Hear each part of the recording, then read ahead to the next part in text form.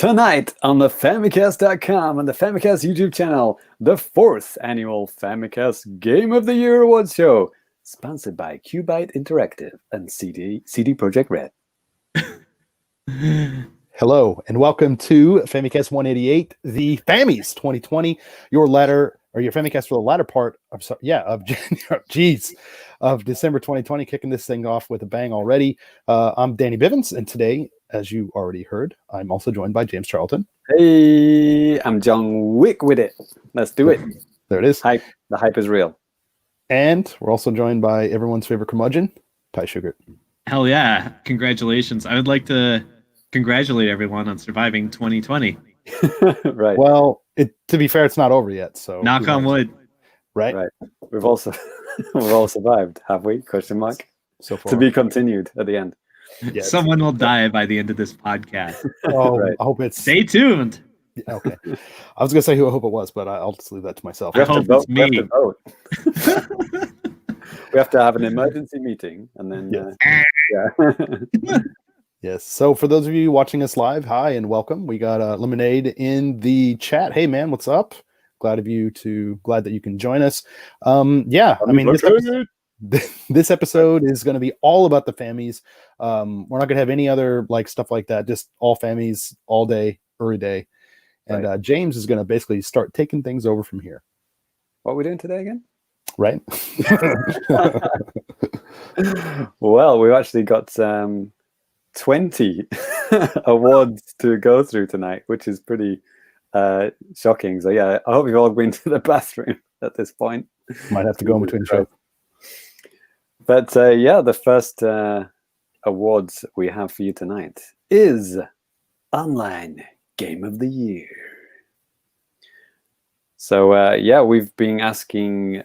Well, we've got votes coming in from all over the shop, haven't we? We've got Twitter votes for the, we'll call it the public vote. Obviously, our votes, which count more, and right. Our patrons have also put in their nominations. We made a little special document for them to add their nominations. So yeah, that will hopefully help us decide Online Game of the Year. Which yeah, right. I mean, it's kind of weird, isn't it? I mean, there haven't been that many online focused games coming out on Nintendo systems. Yeah. Even though a big one just dropped literally last night. Oh, right. Yeah. And just Can we to go for that one? Yeah. And just to say here real quick too, we'll do a little bit of catch up on the news on the first episode of 2021. So, and kind of talk about that stuff. But exactly. Yeah.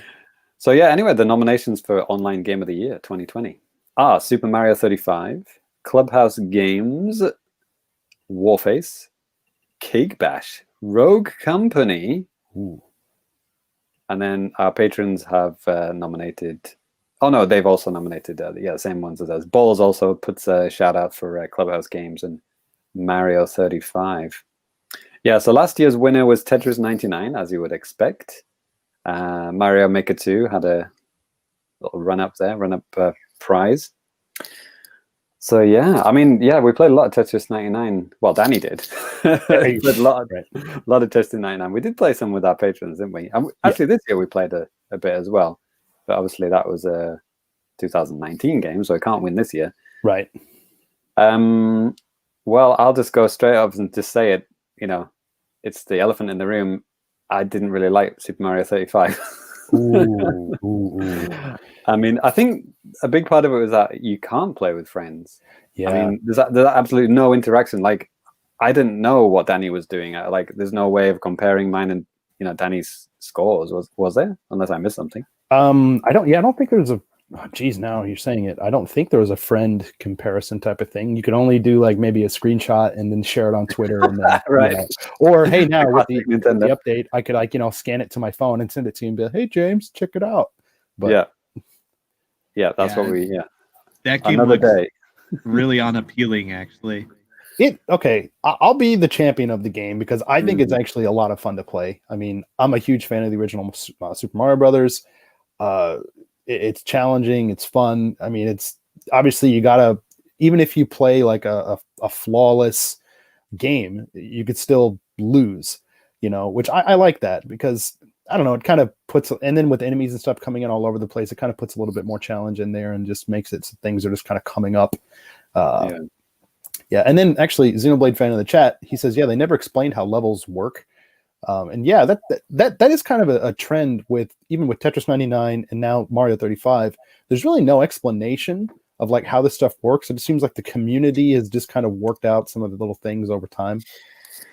Yeah, I mean, I think if you're Danny, you're a massive fan of the original Super Mario Brothers. I'm not really, because of it, like I didn't grow up with it. I mean, Ty is probably more likely to like it, but he hasn't tried it yet.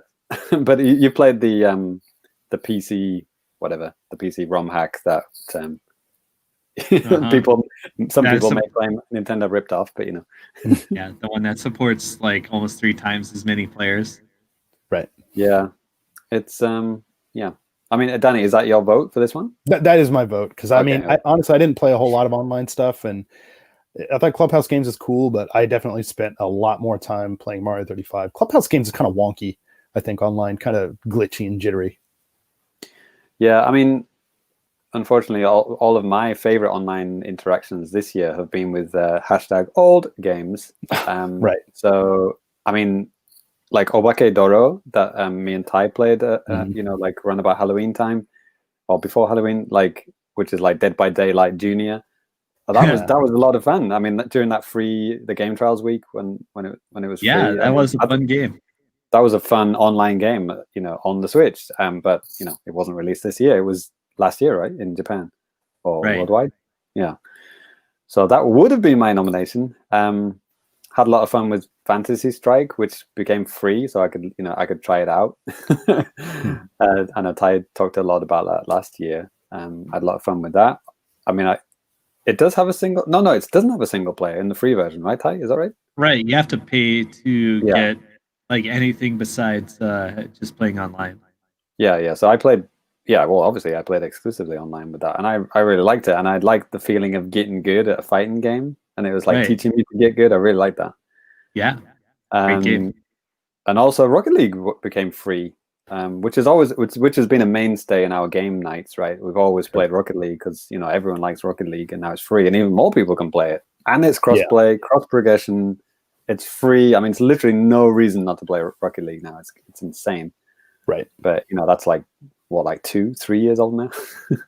More. Oh, geez, if you want to count like when it first came out, it's a lot older than that. 5 years old. So yeah, right. Yeah, and Fast RMX had a lot of. I mean, we played online in one of the game nights, so that was a lot of fun as well. I mean, it's a super snappy F-Zero online F-Zero game.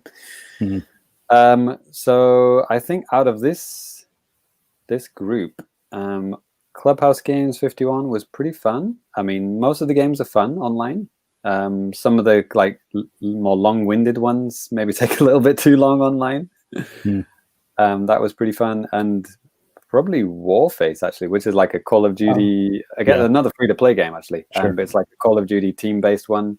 I played a bunch of that on my own, and then we played it, with the guys as well, and we had a lot of fun with that as well. So I would, for me, it would be between Clubhouse and Warface. I'd say just with Clubhouse, and Nathan Barkley brings up a point in the chat too. He said, I kind of dislike Clubhouse games. I mean, despite that, he says, hold on a second. Where the heck did it go? I think oh my God, I lost his comment.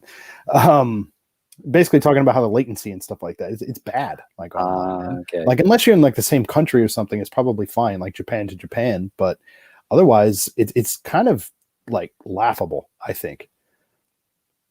Personally, I mean, I think if we're trying to say like an online game of the year, it should at least be functional. Right. I mean, say what you will about, maybe not liking Mario 35, but I mean, there's no like lag or latency or anything like that, like when you're playing. So broken online game of the year. Yeah, that's true. I mean, there is a little bit of a Famicast story behind that, right? Because I played online and it had with the Uno. I forgot what they call Uno in that game.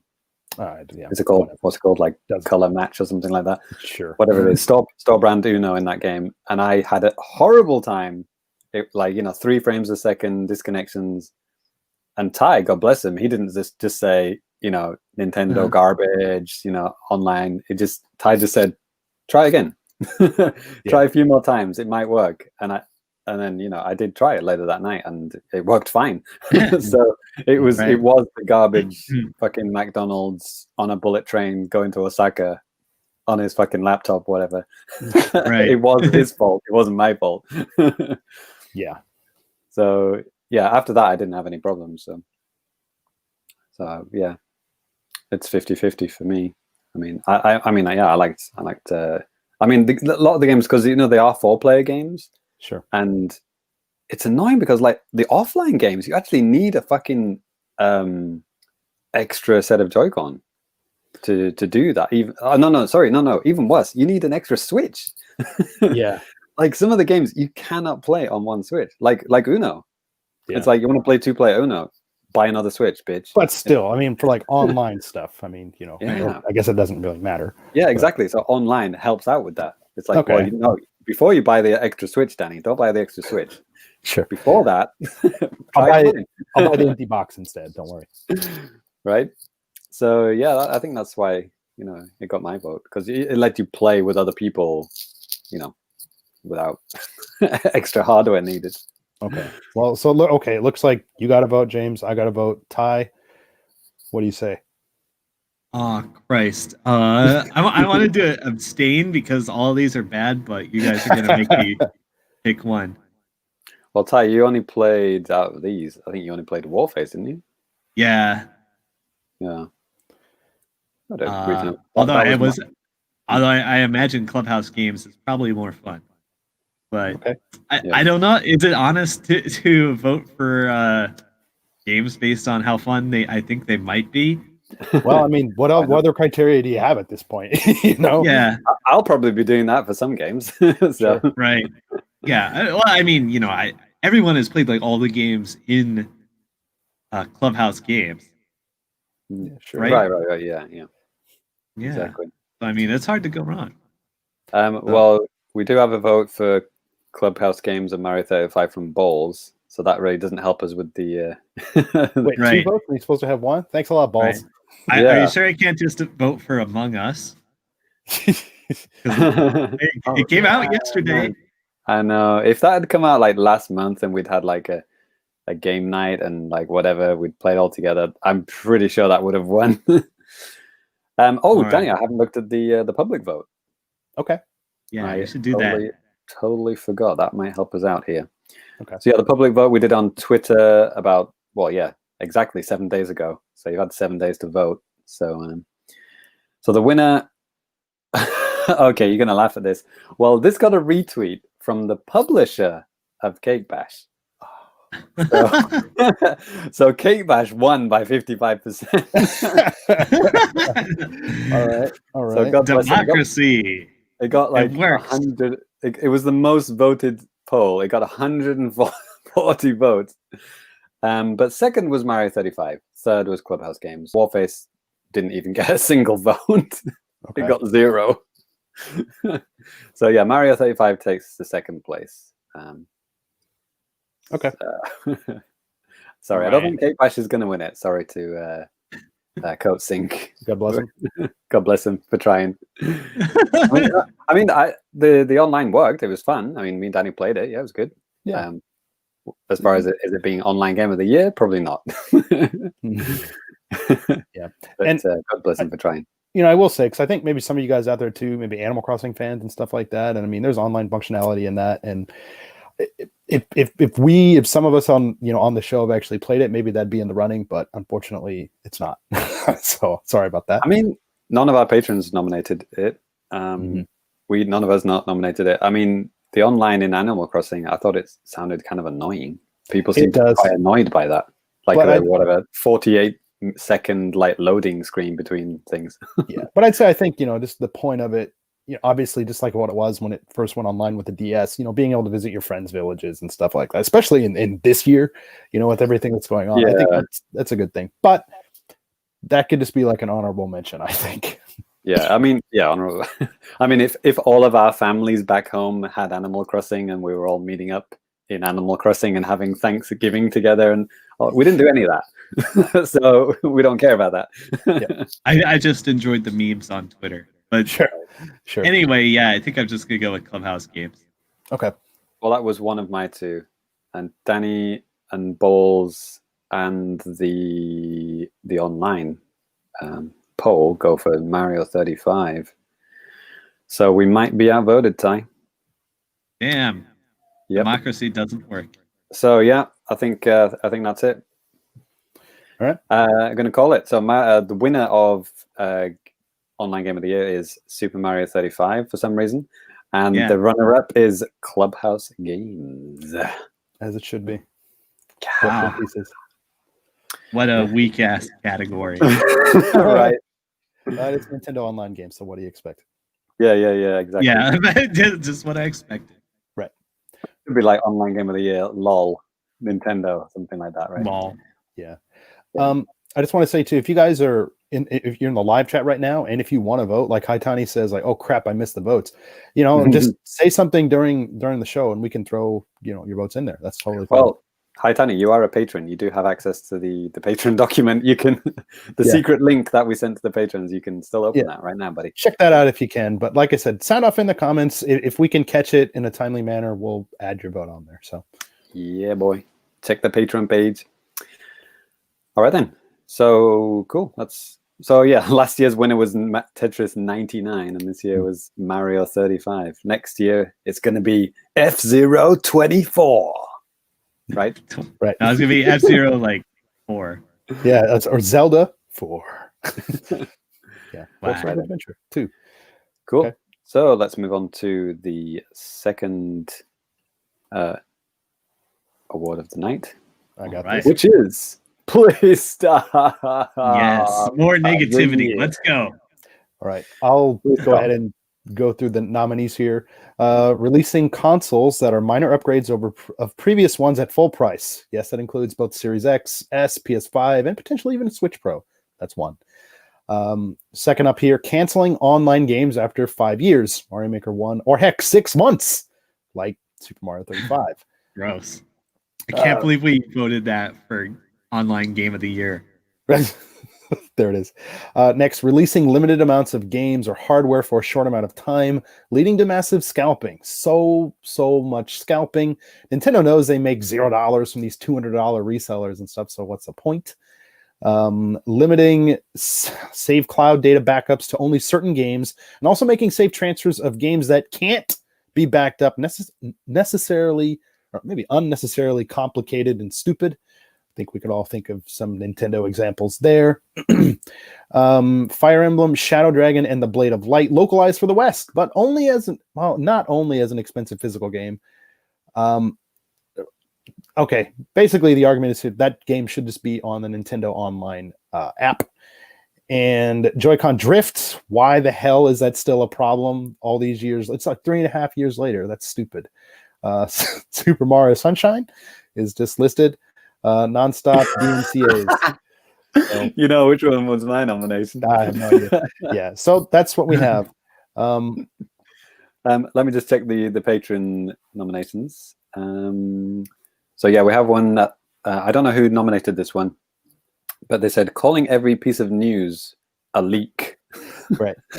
And the other one is releasing characters in Smash that no one cares about. Give us what we want. That was from a friend of the show, James Allen. Oh, I wonder what characters he doesn't care about. And then the other one from Balls was constant development updates, and then the inevitable impotent rage from gamers. Not a specific Nintendo issue, but massively annoying all the same. Constant development updates. So I guess it's like, announcing something and then delaying it. Maybe he's talking about that kind of thing. Yeah. Yeah, just like fucking release the game already or shut up about it, maybe. Right. Yeah, I can't think of any Nintendo games that come to mind, but maybe he's talking about what do you call it, Cyberpunk, something like that. Probably. Never heard of it. So yeah, so much rage. Yeah, I will say about the Fire Emblem thing, and I just want to say my piece on this, and you guys are going to think what you're going to think, and that's fine. So this is a kind of a weird example of Nintendo actually trying when it comes to doing some kind of a retro game. It's not just dumping something on their service, with just Japanese or something. There's actually some time and effort that went into this. Now, I've seen some like screenshots and stuff of what this looks like compared to, I'm talking about Fire Emblem here, the NES remake, about what the North American, basically English version looks like compared to what's available on the Nintendo Switch Online, Famicom thing here in Japan. And it looks like they're using completely different emulators. Looks like they're using the Wii U emulation for NES stuff, which is rather dark and just dark and kind of like. Danny, you're making it worse. No, okay. I didn't even know that. I know, That's yeah. worse. But, the thing originally said here is like, releasing this as a physical game. The physical version of this comes with like a glass cartridge and like all sorts of books and like a beautiful box and stuff like that. And it's like $50. That's cool. I like those things. And it comes with a digital code. It's like, okay, they're not going to put a ROM on a freaking cart. I get that. And the game's like $5 on the eShop. I think $5. Issue. Well, $5 for like the translation alone, localization. That's fair. I don't think so. Completely disagree. I'm like, there have been games that added to the NES thing, right?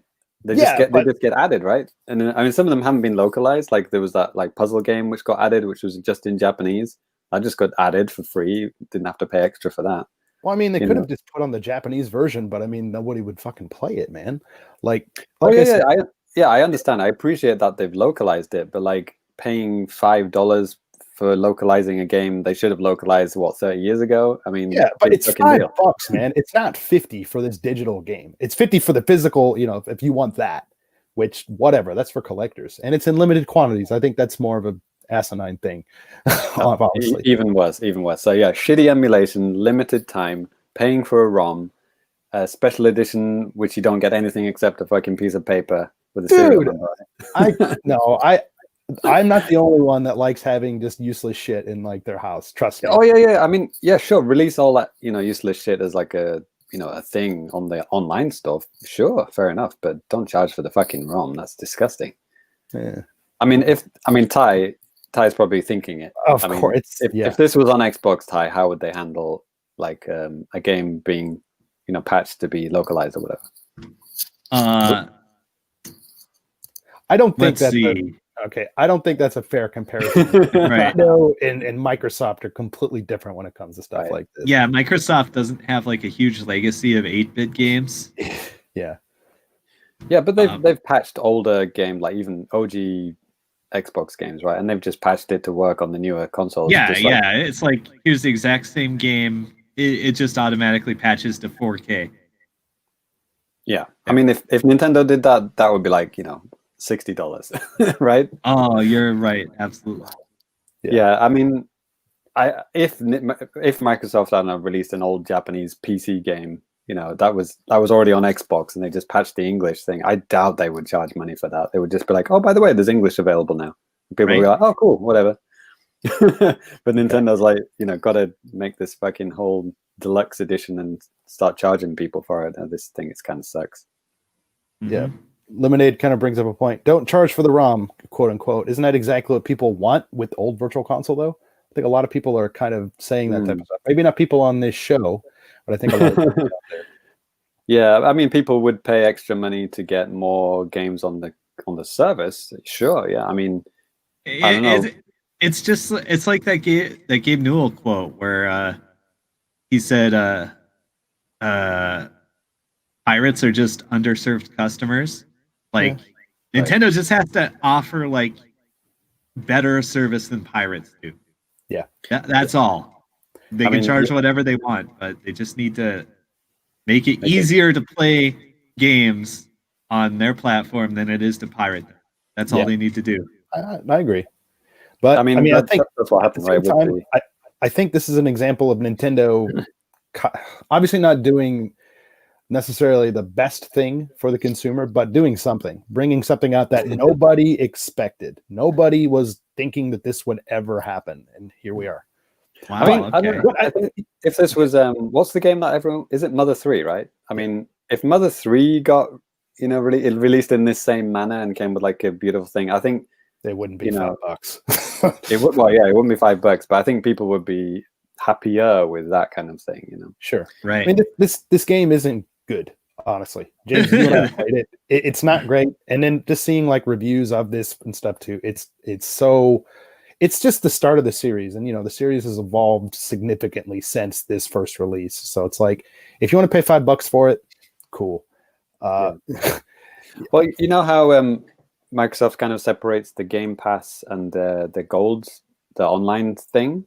Like Nintendo I think maybe they should do something like that, where you can pay whatever $15 a year to just play online, but then if you want like a virtual console library, like a good one, like a big one, which is what people want, like the Netflix style ROM thing, which we kind of have, but it's just so limited. Yeah, like people would pay a lot more for that. Like people would pay whatever $10 a month for 500 NES and SNES games, right? Right. And even Lemonade says too, to kind of follow up on his virtual console thing. He's like, I much prefer a subscription to 4 old games than just buying things outright for like BC. Yeah. But, I don't want the old system back, like $5 a game. No way. That's gone. Sure. Don't ever do that again. I mean, I think we said enough on this, unless this is like what you guys want to vote for, because I think there's a lot more terrible things. Yeah. Sorry, we kind of got sidetracked with this one, but there are other worse things, I think, maybe. Oh, yeah. Absolutely. What would your nomination be, Danny? Oh God, no! I'm actually have to relook at this list. Ty, you live negativity. What's your worst thing on this list? Let's see. I'm really tempted to go with the canceling online games. That's the most disappointing thing in my heart. No matter who does it, right? If I can't play a game online anymore, man, it's rough. I hate it so much. Yeah, that does suck. I mean, oh, sorry. Go ahead, Danny. Sorry, man. I've been interrupting the shit out of you today. Sorry about it. With online stuff, I think there's got to be some kind of a limit, right? Like Final Fantasy 11, or some games that are like, so old, and the developers and stuff have moved on. I could understand that, but some of the stuff, especially from Nintendo, it's like, why not just keep it going? No, Danny, it doesn't have to be like that at all. There are two solutions here that any developer can do. Like, if it's on Xbox, they can just use the game, have the game use the universal Xbox Online infrastructure. You can still play launch Xbox 360 games online. What about original Xbox games? Nope. They're not part of that infrastructure. And the other thing is, you could release a tool for players to play the game online by themselves. Okay, fair enough. Yeah. I mean, it does hurt. I mean, the one that we just talked about on the last regular show was Mario Maker 1. I mean, that's pretty shocking. I mean, like not allowing any more uploads now. I mean, you can still play it online, but that the end is coming for that game, right? Because it's a Wii U game, and Nintendo flushed the Wii U straight down the toilet, right? So you know that anything online on Wii U it's like a ticking time bomb. it's gonna be gone soon. Yeah. Like it was. I mean, even for the 3DS, right? I mean, no, was it 3DS? No, 3DS is still on. No, the Wii. Yeah, the Wii. They took everything off the Wii, right? You can't get the Wii online at all now. Yep. And that was an incredibly popular console. Yeah. So yeah, Danny, what do you care about the limited hardware stuff? Like, or you like that? No, I don't. I don't like that. I don't like that at all. Limiting, having limited release windows and stuff for some of this stuff, I hate that.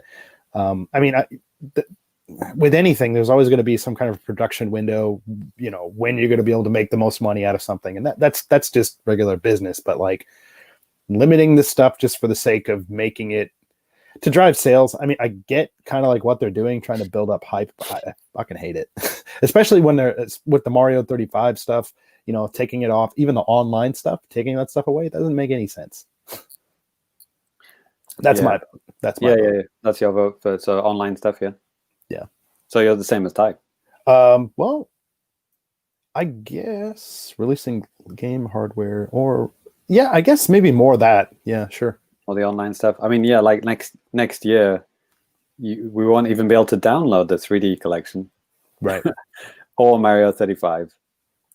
or and Mario Maker 1 levels as well. I mean, Right. Jesus Christ, pretty bad year for Mario, even though it's supposed to be his anniversary. The personally, from a personal point of view, the save data, cloud backups not being for the top 5 most needed games really pisses me off. I don't know why, but that it's just something that really irks me. And the reason that Nintendo, the excuse, I'm going to call it an excuse because it is an excuse, is that they don't want cheaters. And you're saying like there's no way to like check for cheating because you've got cloud backups. It's fucking bullshit. All the other consoles. Yeah. It's like they don't want people like going to an earlier save. Like, who gives a shit? Like, if you go to like an earlier save on like Splatoon 2, it's really like, Nintendo being Mr. Rossetti about everything. Yeah, it really is. So like, so the guy's gonna lose his 300-hour Splatoon save file, like fucking S ranks thing, because his Switch broke and he had to send it for repair, and they just deleted everything. It's fucking bullshit. Yeah, that personally, even though it hasn't affected me yet, I just have this feeling something's gonna happen and I'm gonna lose, everything, and it's gonna suck. Yeah. I mean, I know friend of the show, Matt Walker, he had all sorts of problems with losing his data, sending in his 3DS. 3DS, NCL was just like, please understand. Yeah.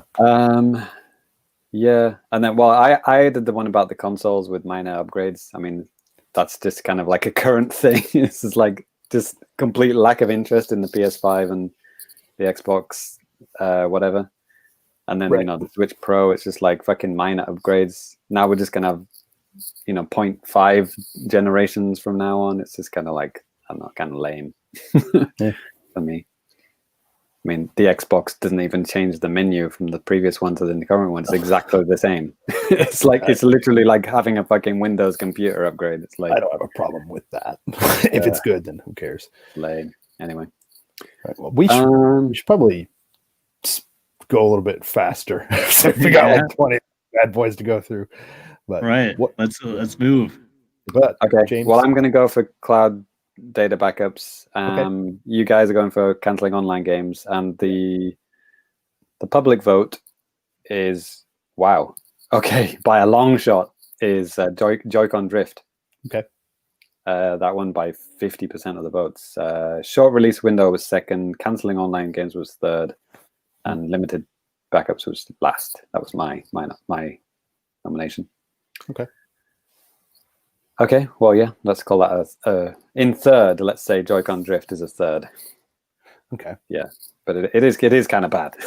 It's ridiculous. Kind of bad. And I have sent one in for repair already. I don't know about you guys. I need to. All sorts of problems. Play my Switch? I think not. Right. I mean, Ty, you're probably going to get it, and Ty's probably never going to touch his Switch ever again once he gets it right. Okay, then. So, all right, I only use my fight stick on it like I do with my PS4. There you go. I've literally never played a DualShock game on my PS4. All right, then. Okay, well, let's go. The winner is, quote-unquote, winner is cancelling online games too quickly. And the runner-up is, well, Joy-Con Drift or limited cloud backups. Okay. I mean, probably more than one person voted for Joy-Con Drift, right? So that should probably take it. Yeah, that's a good call, actually. Yeah, let's do that then. Yep. Okay, Joy-Con Drift is the runner-up. Okay. Cool. Neat. All right. Cool. Let's go on to. Did we? Oh, we forgot to mention last year's winner. Sorry, last year's winner was releasing a game digitally and then 6 months later releasing it as a physical package, but you can only get some of the things on the download card. And the bad delay-based netcode. Yeah, still an issue. All right, then. Let's go on to number 3, which I believe is Ty's. Hell yeah, disappointment of the year. Yeah, everything sucks. Right. Hope you enjoyed the award show. All right, what do we got here? What's disappointing? Paper Paper Mario Origami King's Battle System? Mm-hmm. Question mark. Super Mario 3D Collection? Mm-hmm. Exclamation point. No first party games I want to use my voucher for. maybe a bit specific. Yeah. Ninjala? I did play it, but I've heard it's really, really bad. Inertial drift? Are we still on about Joy-Cons? Heyo. Hey. Pilot announcement. Yeah, that was this year. Yeah. Holy shit. Gross. Every summer of streams game. Again, maybe a little bit specific, that one. Yeah. Show my hand a bit. Yeah. Okay. New consoles adopting the PC upgrade path. We just had that on the last category. Yeah. Being trapped inside for a year, but still somehow not having enough time to play games because the damn kids are off too, and you have to take care of them 24/7. Ty, why'd you put that there? I know all these kids. Yep. Damn kids. I already played all the good 2020 games on Switch when they came out on other consoles years ago. James, why did you put that? I know you're such a big Xbox and PC guy. Yes, right. It is. And enter your game here. Okay. Yes. I don't think I was supposed to read that one. Probably not. Well, the patrons also nominated Super Mario 3D All Stars. Balls did, and Deadly Premonition 2 from friend of the show Anthony Dranfield. Top Hat Ant. Yeah, I heard that one was not good. Yeah, the online polls also go for Super Mario 3D Collection, 36%. Closely followed by Ninjala, then the Billith announcement, then Paper Mario didn't really. Yeah, I know that was just me. I mean, I was disappointed by the battle system, but whatever. I didn't hate the game as a whole. So I think. It's interesting looking at last year's winner, isn't it? Too many games at too little time / money. How things have changed. How the tide has turned. Now we have all the time for all the games, but too much time. I don't know. I still have to work full time. But I don't have any kids or taking over all of my time. So and Wolfenstein Youngblood also took runner-up last year. Yeah, I remember Lindy talking about that on RFN. he's like played it this year, and he also sounded a little bit annoyed. So I mean, I didn't buy Super Mario 3D Collection because I knew it was going to be a disappointment because I'd already played the 2 good games out of it, and then who wants to spend money on Super Mario Sunshine, right? Yeah, I like it. Danny, what's your nomination? I like the collection, so that's not a problem for me. I'd probably say Ninjala. I mean, it just from word of mouth from Sairus, God rest his soul, and James, you on the show and stuff, and just talking about how bad it is, and remembering when I played just a little bit of it at TGS 2018, and just remembering like this visual style is so cool, but like the gameplay is just not fun. I mean, I guess the true spirit of this award is something that you are genuinely, passionately looking forward to, and then it's just a huge disappointment, and you just feel crushed. And I think Ninjala does fit that quite a lot because, like, I know Danny, God bless you, you tried to warn me, but like every screenshot I saw of Ninjala, I just like fucking hyped because it just looks like a different take on Splatoon, Yeah. But alas, it was not. Yeah, and I think for Mario 3D All Stars Collection, whatever you want to call it, like I can get people being extremely disappointed by it. I know myself going in, I didn't have any expectations of Nintendo doing anything super crazy with the emulation or anything. I mean, of course, it would have been great if they would have just used like the Mario Odyssey engine and made all those games, but they're not gonna fucking do that. And I knew that. That's why when I got it, I wasn't disappointed because I'm just playing, basically kind of like up-res ROMs. So it's like, okay, well, I like old games, so fuck it. I think is when it was announced. I mean, we'd had rumors for so long. And then when it did get announced, there was a certain amount of hype, wasn't there? And then, but even in the announcement, when Galaxy 2 wasn't on it, it was immediately like, ooh, where are they going with this? This is not good. And then the more details we got about it, and it was like, oh, they haven't really done anything to these games. They're literally just slapping ROMs on a disc. I know there is some minor adjustments. Sure. But there's also a lot of minor non-adjustments and some minor kind of fuck ups as well. So it did feel a little bit kind of like slapdash together to get it in for the 35th anniversary. Sure. And then couple that with the previous award, about how it's going to be taken off the shop in like 6 months or whatever. Yeah, that's just like another double whammy for me. Yeah, like I said, I think mine would be Ninjala though, because it looked like it had a lot of promise, but it really just kind of just a wet fart type of a deal, Yeah, I gave it a shot. I mean, me and Sairus played probably the most of it. But yeah, gave it a shot. Wasn't good. I mean, it's free to play. I mean, that was another kind of warning sign when it was like, oh, Nintendo's going to be free. Wait, it's going to be free. Oh shit. Yeah. maybe it's going to have pay to win shit. Yeah. But to be honest, I didn't even get that deep into it. I didn't get to the point where they were asking me for money. I was already out. I was out the door at that point anyway. Yeah, good call. Ty, what are you going for? I think I'm gonna go with Mario 3D Collection. Like I was very interested in it, but everybody's reports say that it's bad. Yep. Wet fart, is that a bad thing? Thanks, Josh. Okay, so I mean, Inertial Drift, I mean, it's all right. It's not that terrible. I mean, I think I was just expecting a little bit more, and it just turned out to be a little bit kind of in the end. It's not that bad. Billis, I mean, you can see mine and Ty's real-time reactions for how disappointing that reaction was, because the hype was fucking real. Like that announcement of the last deal, that was the last DLC of the previous pack, right? Was the first one. The first. Or it was the first one of the new one. Yeah, was it? Yeah, I think so. Pretty sure. Yeah, I don't know which is worse actually. 23% sure. Yeah, I mean, yeah, that was pretty bad. I mean, I don't know what we were expecting. I think Travis Touchdown or the Devil May Cry guy, right? Dante. Yeah, that's what we were hyped for, and then it was that. I mean, it was that was a big. It was really crushing. That was a bad one. That was a gut punch. That one.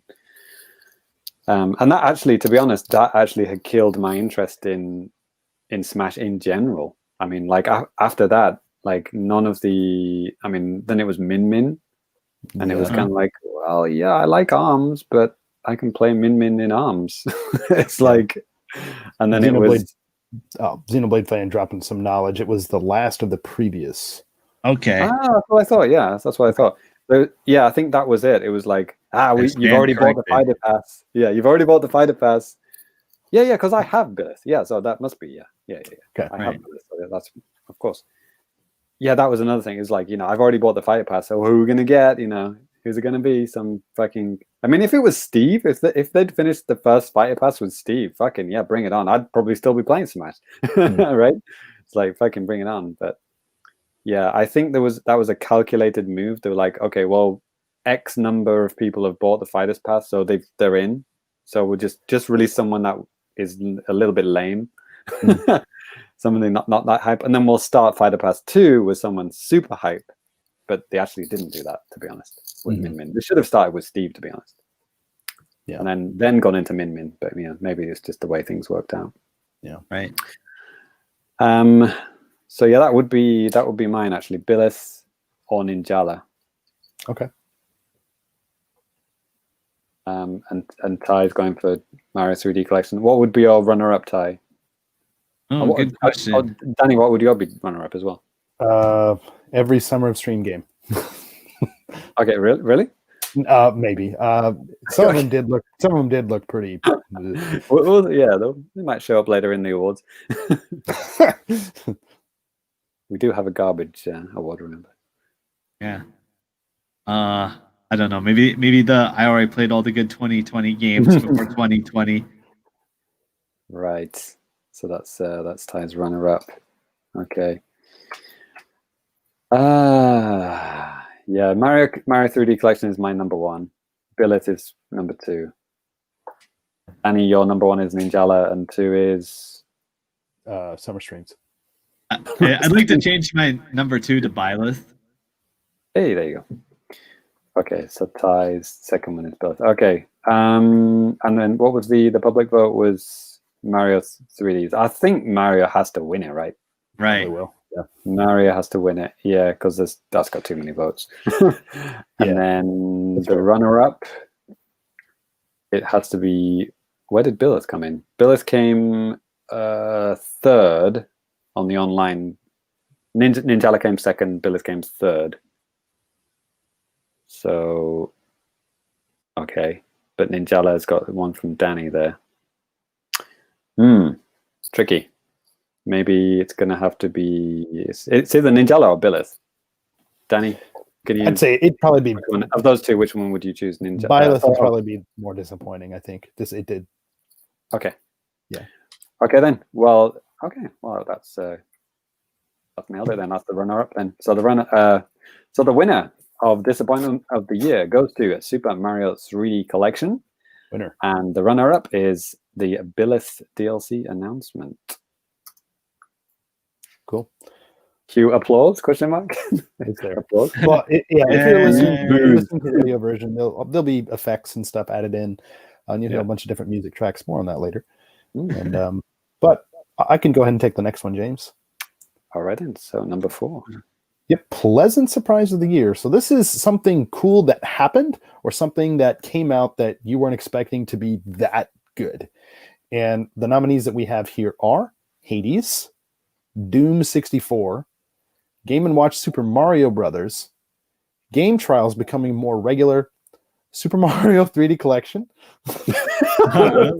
There's some funny notes on here. Didn't that just win like fucking Disappointment of the Year? So I will explain myself in a minute. Okay. Pumpkin Jack. Yeah. Pretty cool game. Hyrule Warriors Age of Calamity, Air Missions Hind, Fantasy Strike going free to play plus new characters. And yeah, that's it. And last year's winner was Dragon Quest X on the Switch. And last year's runner-up was Poverty Gaming or Game Pricing. So, or even Dragon Quest 11, maybe that one too. Yes. Not 10. Yep. Oh, unless we're playing online on our Wii. Sorry. Yeah, I can't. Oh my God, it's not even Roman numerals. Ooh, Poverty Game. That was the birth of Garbage Bag of Goodness, wasn't it? Yeah. I will say, okay, I put the Mario 3D Collection on this part of the list, and I think, you said it. You said it yourself, James. Like when it was announced, I think the hype was real. People were excited. You even said that there was kind of like this hype train. Oh yeah, definitely. As soon as it was announced, and then it went down because you find out there's like asterisks next to like everything. It's like, well, it's this, but there's that, and there's this, but it's all a lot of that stuff. So if that's not your thing that you're pleasantly surprised about, it's fine. Don't worry about it because it's not my number one either. So. Well, Danny, I would say the disappointment kicked in even before the end of the trailer, when it was like Mario Galaxy. End of trailer, and it was like, what? I wasn't that bothered by it. I mean, I thought, okay, it's a little disappointing, I guess. Okay, so I did kick in, but whatever. For me, I was really pleasantly surprised by Hades. We had Scott on the show earlier in the year, talking about it a couple of different times. I watched him stream it and stuff, and then picked it up on his recommendation, and that game is freaking phenomenal. Well, we have some nominations from our lovely patrons. We have Hades from Rich. He's also a big fan. We have Part-Time UFO. I kind of actually meant to pick that up. Did you pick that up, Danny? No, I haven't. Okay. Looks cool. It's cute. Yeah, cute little cheap game from the Kirby people, HAL Laboratories. Yep. Picross S5, that's from Balls, and then Crisis Remastered from Lemonade. Yeah, I forgot about that one. And the online nominations, the clear winner is Hades, 41%, followed by Hyrule Warriors, AOC, and then Game & Watch, and then Doom 64 last. Yeah, Doom 64 didn't really get that many. It's probably between Hades and Hyrule Warriors. Ty, what say you? Fantasy Strike. Okay. Free to play. Okay. Fantasy Strike. What is this award again? Oh, Pleasant Surprise of the Year. Okay, right. So yeah, something good for once. Right. Yeah. Fantasy Strike on free to play. Try to balance it. That was pretty cool. That was pretty cool. I did, like I said earlier, I appreciate that. That game was actually really expensive before it went free to play. It was like $30. Oof. Oh. Wow. Yeah, that's why it didn't sell. Right. Yeah, that was pretty cool. Yeah. If I had a runner up, it'd probably be Doom 64. Just the fact that there was no legitimate way to actually play it. Legitimate way. Doom 64. Yeah, there was no legitimate way to play it outside of the N64 version of the game. So I thought that was awesome. Legitimate. Right. Yeah, that's a good call. For me, I mean, I put Pumpkin Jack just to kind of briefly mention it. Like that. Like I wasn't expecting anything that. I thought it was just going to be like a cheap throwaway Halloween cash-in game, but actually turned out to be pretty good. Dude, just watching your stream and whatnot, it looked freaking great, actually. Yeah, dude. I was just throwing that in there. I don't think it's going to win this category, but I just wanted to throw it in there. Sure. Wow. Well, yeah. I think mine would be Game Trials becoming regular because last year, 2019, I think we had 2 in the whole year. Yeah. And then this year we've had one pretty much every month. Mm-hmm. We've had a free, well, in the Japan region at least. In Japan region, it's been every month. In other regions, maybe slightly fewer than that. Right. But yeah, it was just awesome. Just getting a new game. I mean, I know Ty goes on about Game Pass like literally every episode, but like this is the Nintendo version of it. But I mean, to be honest, if the Game Pass was a thing on Nintendo systems, and we were having like 100 games every month, I don't think I'd even get around to playing a fraction of them. Right. So like having one free game to play a month that I can just get, go ham on it for a week or 10 days, that works fine for my gameplay style. I know Ty needs more than that. Ty needs like 50 games a week. Yeah. But Nintendo's way of doing it fits with my personal gaming taste. It's fine with me, and I thought it's pretty cool that they didn't just give up on it. I thought they were going to give up on it. I thought it was going to be like 2 games. Yeah, we tried something, didn't work, done. But no, they actually kept going. So I appreciate that. So that would be my main nomination. Okay, Game Trials. Danny, what would your main one be? My main is shit. I just said it. Hades. No, Hades. Oh, okay, okay. Thank Christ. No, Hades. No, Hades followed by Doom 64. Is Hades on here? Oh, there it is, right at the top. Yeah. There it is. Yeah. So that's Danny's first one. Yep. And Ty, your first one is Fantasy Strike, yeah? Right. Okay, and then the online is also Hades, and our patrons also say, well, one of them says Hades. Mm-hmm. Yep. Yeah. Okay then, guys, we're gonna have to ask for a runner-up one. Oh well, wait. So the winner, there isn't a winner here. Well, maybe Hades. Yeah. Right. Hades also got #1 from like a lot of other online publications that we don't care about nor will name. Yeah. Yeah, I have a feeling Hades might be up for other nominations as well, so we don't need to feel too bad about it not winning this one.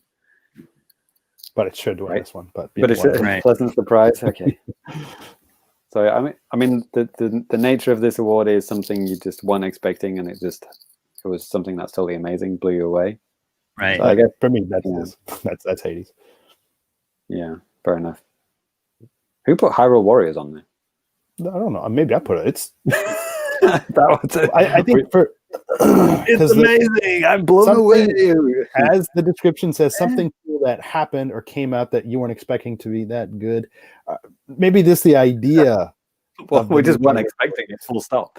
You just weren't expecting it, yeah. So yeah, we weren't expecting a Breath of the Wild prequel, and we got one, kind of, maybe. Okay, well, yeah, if we take the online and the patrons and and Danny's nomination, then Hades does win it. Yeah. Okay. Do that. Sure. But the runner-up could be a tricky one. Fantasy Strike or Doom? I played like 30 minutes of Doom 64, Danny, because I got it free with spoiler alert, Doom Eternal, which I really like. I got Doom 64 for free with that. I played like maybe first couple of stages of that, and it's pretty cool. It's very very Natsukashi, classic Doom. And Fantasy Strike, I played a lot more of that. I enjoyed that a lot. So Ty, you're sticking with Fantasy Strike, right? So I guess that's okay. Yeah, I might put my name down for. Where did Fantasy Strike come in with the online? Oh no, it wasn't on the online poll. Shit. Right. Well, I mean, we only have a certain number. Yeah, we only have two. Yeah, exactly. Yeah.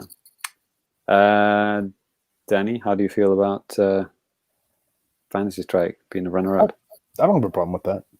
Or between Game Trials and Fantasy Strike, which one would you go for? Both are free. I have for me, I choose Game Trials. So if you choose Game Trials, that wins. If you choose Fantasy Strike, then that wins. I'm probably gonna have to go with Fantasy Strike. Hell yeah! You haven't played it once, but yeah, brilliant. Thanks for that. Yep. He knows to take my word for it. Yes. Danny, well, you've got to promise to at least play it once now. Jesus Christ. I play it every day. It's like I'm ranked top 5. Yeah. I won Fantasy Strike at Evo Japan. Yeah. What's the name of the number 1 guy? Yeah, that's me. Yeah. Well, like I said, I'll be fine with either. So yeah, I'm good. Yeah. So the winner of Pleasant Surprise of the Year goes to Hades, and the runner-up goes to Fantasy Strike, going free to play. Available now. Hell yeah! Cool. Okay, then let's move on to the next one. Number 5 is that whose one? Is this mine? Yep. Yeah. Pandemic Game of the Year. Be warned, I squeezed in a last-minute nomination here. So yeah, Pandemic Game of the Year obviously replaces TGS, which was cancelled because of the pandemic. Well, see what we did? Technically, it still went on, but not the same.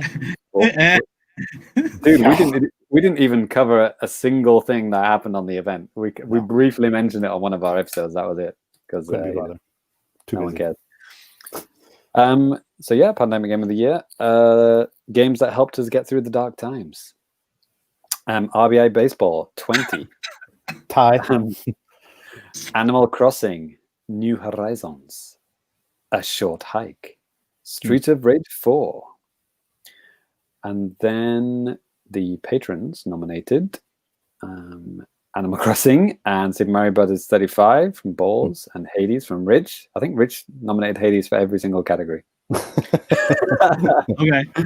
Metal Mike was with Animal Crossing. And then, as you probably guessed, it's a bit of a landslide. The online poll, holy shit, 80% goes for Animal Crossing. And then second with 13% is A Short Hike, followed by BioShock Trilogy and RBI Baseball. Why is not BioShock Trilogy on there? Did I forget to read that one out? Oh, it's not in this one. Why don't I know? Okay. Did I delete it? I added that one. He's furiously scribbling it into the list right now. Who deleted that one? I didn't. Somebody deleted that one. No, I don't think anybody deleted it, dude. Okay then. Well, we don't have a winner from last year because the pandemic is brand new. Right. Yes. Well, I think this is kind of similar to the online game of the year, where a lot of us were playing either Animal Crossing, which we weren't, or we were kind of replaying games that older games that made us happy. You know what I mean? Like we weren't playing like brand new games. We were like, we were all playing old games. So things like Dragon Quest XI, that's a great, beautiful, game to get back into. Breath of the Wild, The Tourist, SNES Online, those kind of things. Those are things that I played during the pandemic because and I think that's what made me happy. Yeah, and I think with this too, like this is a really like a personal type of a thing. Like I know, like I mean, obviously I'm the baseball RBI baseball 20 for whatever reason. Like at the height of the pandemic here, which is nowhere near the numbers and stuff like that, actually what it is now. But when a lot of people had to stay home from work or just have like work hours reduced or whatever, like I don't know why I played so much of that stupid game, but I played a lot of it, like a lot. I'm not proud of it, but it happened. So it's a bad game, you think? It's actually not a bad game. There are definitely some flaws, but I was having some fun with it. I really was. But looking at the list, I think just looking at not just from my own experience, but just looking at gaming in general, how Animal Crossing, what a perfect game to come out at a time like this. I mean, you know what I mean? Like it's just the perfect game for this type of situation where you're supposed to be keeping away from people. This is a way that you can keep in contact with people, through some busted ass online. I mean, but I think there's a lot of fun community and stuff around this game, and I think that was pretty cool. Yeah, I mean, it does warm the cockles in my heart seeing other people enjoying Animal Crossing. I mean, it's a shame that it didn't do anything for me, but I had fun with it like 20 years ago, so I'm good. I'm having a lot of secondhand fun with the game by seeing all the cute and funny memes and really fun creations online. Sure. And I have never bought or played the game, but I still enjoy it. Yeah. I think was it Metal Mike who made the Famicast like ground logo thing in his island? That was pretty cool. So in a way, the Famicast was in Animal Crossing. You're welcome. At a point. It's meta. I mean, if we look at the patrons nomination and the online poll, just the general discourse on the internet this year, Animal Crossing is the clear winner. It's just that the main three dudes didn't play it. Right. So for me, this personally, what helped me through the first stages of the pandemic was older games like Breath of the Wild and Dragon Quest XI. Like there's just like beautiful vistas to get just lost in and just very relaxing. But those are old. Yeah, man, this is a tricky one, isn't it? It's almost like none of them should win because it's so personal. It's like everyone wins. Everyone wins. Right. Whatever you had fun with, you do you. It's kind of like that, isn't it? We all lose. We're all lose. Whoever wins, humanity loses. Yeah, I think I'll throw my number one vote in for Animal Crossing, just for everything that we've said about it so far. And my number two would probably go for RBI Baseball. And that's just me. I know, and that's fine. Okay. I mean, a short hike is very much like Animal Crossing. It's a great game too, man. It's really good. And it's only 800 yen, so yeah. And that actually is a game with an actual goal. Right. Yes. Ty? If I may, you may.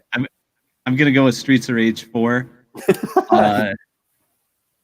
It's more of a venting kind of game. You know what I mean? When you're dealing with all the frustrations of like the pandemic and living under like a late capitalism collapsing society. When you just like boot up this game and punch out like 50 fucking cops, it's really cathartic. Ty, what has that got to do with any event that happened this year? I mean, going on the street and beating the shit out of cops. I mean, what's that got to do with anything?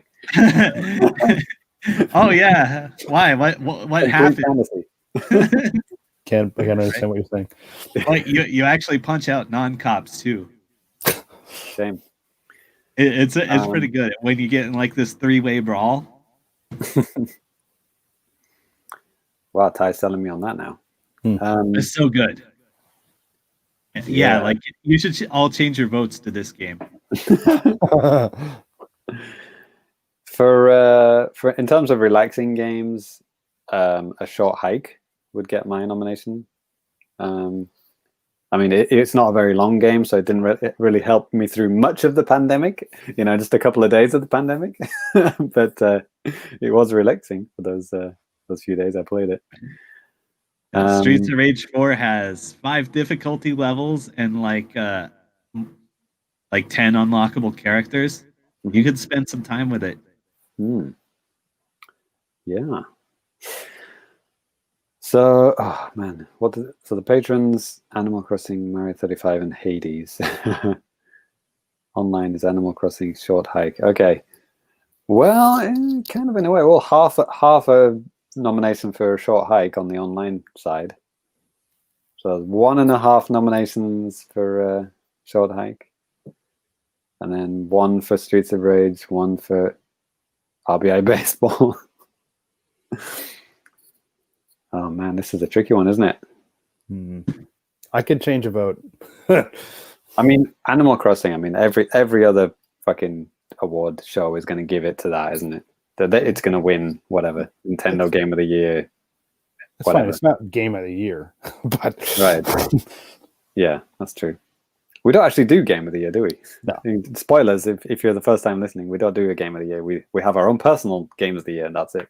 Right. Yeah, and spoilers, it's not going to win that either because we didn't play it. Nope.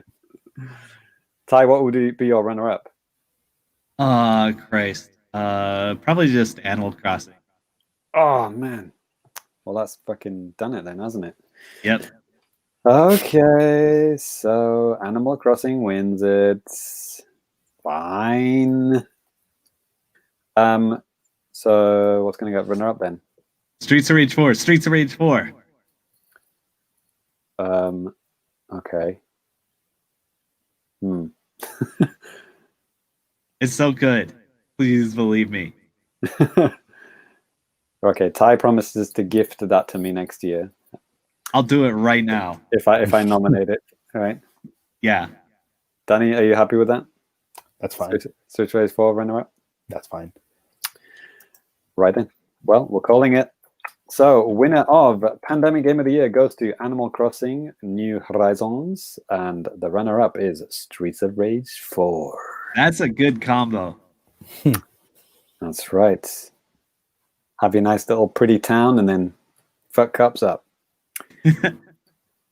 Cool. Let's move on to next one. Who's got this one, Danny? Ty. Ooh, it's me. We need to play more next year of the year. This was a really fun category last year.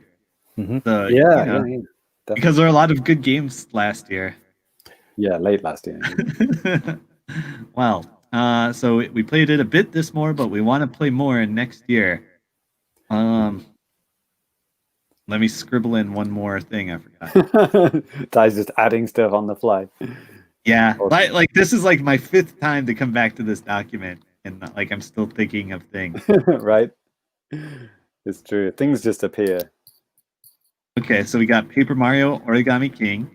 We got Persona 5 Scramble, the Phantom Strikers. Or just Persona 5 Strikers, as it's known now in the West, yes. Yeah, okay. Mortal Kombat 11, which is still getting updates. It just went cross-play. Wait, MK11 was released this year? No, we need to play more of it next year. No. This is like something that came out this year. We're going to play it next year again. Okay, never mind. Delete that one. Right. Hyrule Warriors, Alexandria Ocasio-Cortez edition. Yes. Classic. Doom Eternal. Yes. And Shovel Knight King of Cards. Was that even this year? It was. Was it? I thought the that or was it December? I thought that was like November or something. Okay, I'll just delete that too. Whatever. I think that was that together with the multiplayer mode as well. That was all the same time, wasn't it? Yeah, that was super late last year. Yeah, it was like December 20 something. I think it was in November. Yeah, that'll get a nomination for a later category, Ty. Don't worry about that. All right. Okay, so the patrons nominated Minecraft Dungeons, which now has crossplay, apparently. That was from Lemonade. It's on Game Pass. Yeah, Xenoblade Chronicles DE Definitive Edition, I guess, from Metal Mike, and then Alexandria Ocasio-Cortez's game from Balls. That was Hyrule Warriors. And the online poll, well, clear winner here. Doom Eternal, 38%, followed by Hyrule Warriors, and then Paper Mario and Persona 5 Scramble. Wait, wasn't Paper Mario like really early this year? People still want to play more next year? That was in the summertime. Like, these are games that came out in 2021 or 2020 that we need to play more of. It could be anything. Yeah, but seriously, I thought people would be fucking done with that game by now. I'm not. That's why I put it on there. Well, that's your fault. Yeah. For putting it on the shelf. Yeah. Okay, well, online says Doom. I say Doom. Holy shit. Yeah. But like you said, this isn't necessarily like about games that came out like right at the tail end of this year. You know what I mean? It's just games that, that is true. That's true. But it just tends to be games that came out a little bit near the end. Of the year. Yeah, depending on who you are as a person. If a game came out in January and you're like, oh well, I still need to play more next year, it's like fucking get on with it, mate. Seriously. A lot of games, man. That Persona game came out in February. I still need to play more. Okay, Danny's just slowly revealing some things about himself. Yeah. So yeah, Doom Eternal. This got announced after the last episode. Or was it during the? No, it was on the last episode or just before the last episode. Yeah, right? I think we talked about it. Yeah, maybe just right before the last episode. Yeah. Yeah, I mean, I've been going fucking ham on it. I bought it like the minute it came out, and I've been going ham on it as much as I can. But obviously, so ham that you haven't finished it. So ham that I haven't finished it. Yes. 20-hour game in 4 days. Yeah, whatever. I mean, Ty will be able to do it, but yeah, easy. So yeah, Ty. I mean, you were done with Doom Eternal months ago because it came out on the other consoles earlier, right? So yeah, but you can't nominate that one, can you? It's got DLC. Ooh, I haven't played the DLC yet. Nice. So I can get. So yeah, you can put me down for Doom as well. Oh yeah, got him. Got it. We got him. Got him. So Danny, your first one would be probably Hyrule Warriors. Need to play more of that. Yeah, I mean, if I'm being honest, so should I. I should be doing more of that as well. Yeah. So last year's winner was Dragon Quest XI, which I forgot. Did that come out in like September, October last year or something? Yeah, I played a lot more of that this year. And then The Witcher 3. Danny probably nominated that one. Danny, did you get really into Witcher 3 this year? Nah. It got runner-up for last year's. It's the idea. I should play more of this. Am I going to? So basically, your nomination for this category is just like a null and void. You're not going to do shit. It depends. Sometimes, hey, new games come out, try to keep up to date, and sometimes things just fall on the back burner. That's the way it goes. And then sometimes you need to play old-ass games from like 25 years ago, Well, it seems that the patrons and online are definitely going for Doom and Hyrule Warriors. Yeah. Ty, have you played the Minecraft Dungeons thing? I have not. Yeah. I guess, is that just like a hack and slash adventure game kind of thing? I haven't played it. I imagine it's something like Diablo but I don't know. Yeah. That's cool. It's got crossplay. Yeah, maybe I'll try it later. Maybe I can play it with some of our listeners. Cool. So, Danny, your second. I think my second would be Hyrule Warriors, I guess. Okay. Yeah, my second would probably be Paper Mario. That's fine. It's just me. I'm the only one. Okay. Make a promise to yourself. Okay. Yeah, that's not a promise. It's just something I should do. Right. I know better. Okay then. Well, that was quite easy. Are we happy with that? Doom Eternal winning it? Yeah, it's totally fine. It's fair. Yeah. I don't think it's a matter of being happy. You got to look at the numbers. What do the people want? What do we want? Boom. There it is. Okay then. Well, there we go. That was the first one. Number 6. Need to play more next year of the year. The winner goes to Doom Eternal, and the runner-up is Hyrule Warriors AOC edition. Boom. Cool. Alrighty then. So number 7, what we got, Danny? That's me. Oh, it's me, isn't it? Yeah. I think I was skipped a little bit earlier. I could take this. Oh yeah. Go ahead. But I'm next. You know what? I'll just do 2 in a row. It's fine because I think you did the first 2. It's okay. It's number 7, the always and the great one. Complete garbage of the year. Our worst gaming experiences of 2020.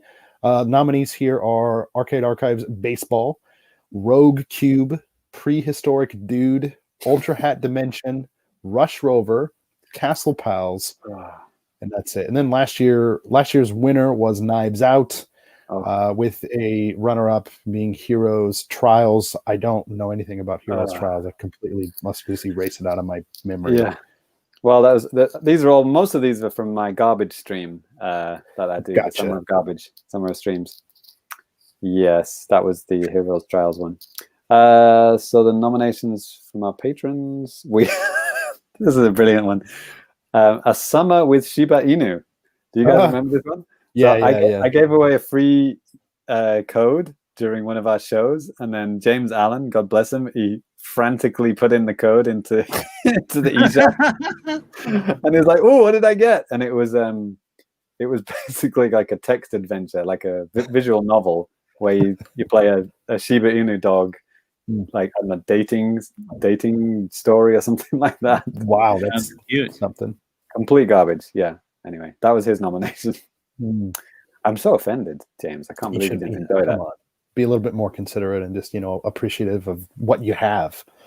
Yep. And Balls nominates about 95% of JC's garbage bag of goodness. he put goodness in quotation marks. Right. I can't believe Balls doesn't appreciate my garbage. Man. Yeah. Shocking. The nerve. The online poll, ACA Baseball wins it, Danny. Wow. 34%. Yep. It is not a good game. It is pretty bad. Followed by Prehistoric Dude, Ultra Hat Dimension, and Rogue Cube. So yeah, it's either between ACA Baseball and Prehistoric Dude.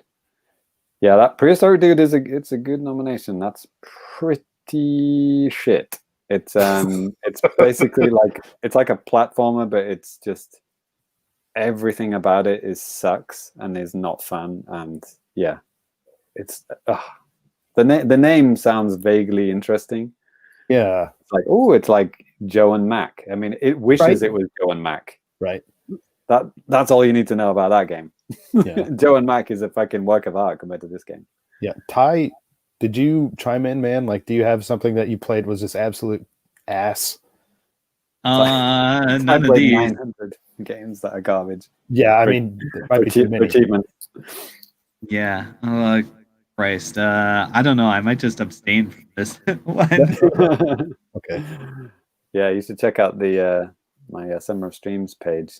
Yeah, I got the link on the poll if people wanted to check that out. Actually, maybe I'll paste that in the chat here.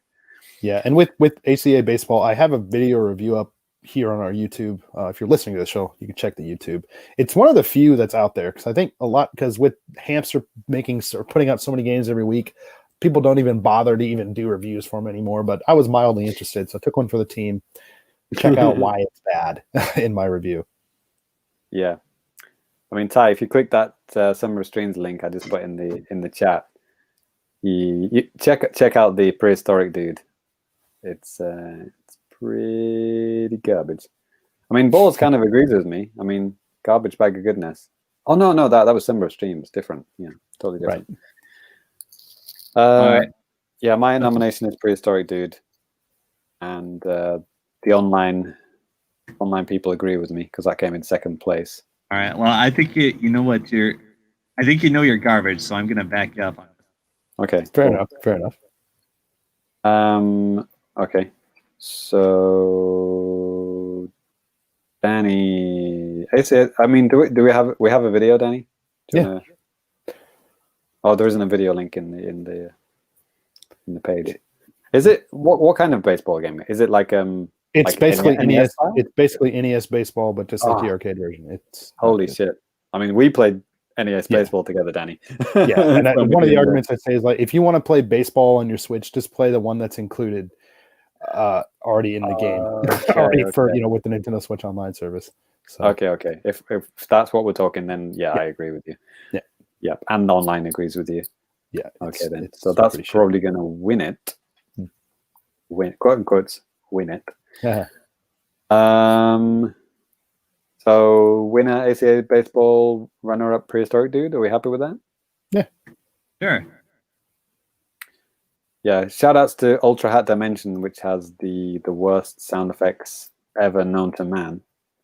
Oh yeah. Great. It's so bad. So bad. Rogue Cube, which was like programmed by one guy in 30 minutes. It's literally just squares shooting at each other. Impressive.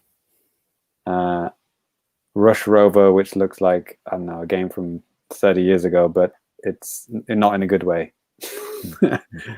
Oh, and it's a roguelike. It's like a bad roguelike. And Castle Pals is just a bad platformer with like terrible physics.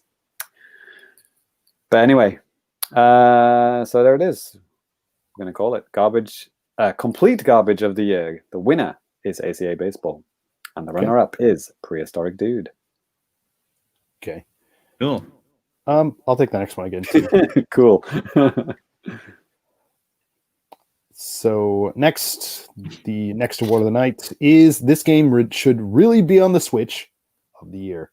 The nominees, geez, okay. Last year, geez. Danny, do you want me to? Maybe I know this a little bit better than you. It's okay. Go ahead. Okay. I'll help you out. So this one, for this game should be on Switch of the year. We seem to have the same nominations every single time. So what we're going to do, we're going to have a running list, and we're going to add to that list every year from now on. So as soon as it gets made, as soon as a game is on Switch, it'll be removed from the list. If not, it stays on the list. Okay. So the list as it stands, so the last year's runner-up was Metal Gear Solid Collection. So that's staying on.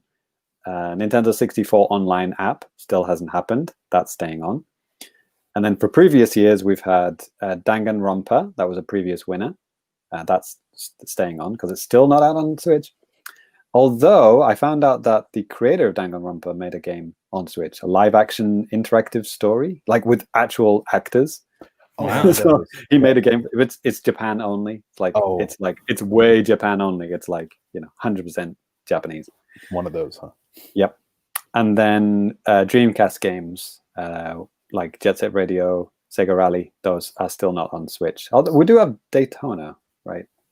Daytona. No? That's different. That's like that's an arcade game. The geez. Oh, the VR Virtual Racing. Yeah, we got Virtual Racing, which that doesn't really arcade count, game / Sega 2-32 Sega Genesis 32X. I don't remember which one, but yeah. But we have had some success. BioShock. That was a previous winner. That is now on Switch. Yay! You're welcome. You're welcome. Super Mario Maker 1. I think the nomination was Super Mario DX, and that did get that obviously made into Mario Maker 2. That's you're welcome. XCOM 2 is now on Switch. Yeah. Persona 5 is still not on Switch. I mean, technically, right, Danny? Yeah. The new game's cool. Check out my review. I've written in or video. It's solid. Yeah. Better than Hyrule Warriors, probably. Kingdom Hearts, we've got a shitty kind of music game, so technically it's still not on Switch. And Fallout, we have Fallout Shelter, and we have that's not a Fallout game. Really. And we have Outer Worlds. Outer Worlds, right? Outer Worlds is very much a Fallout game, right?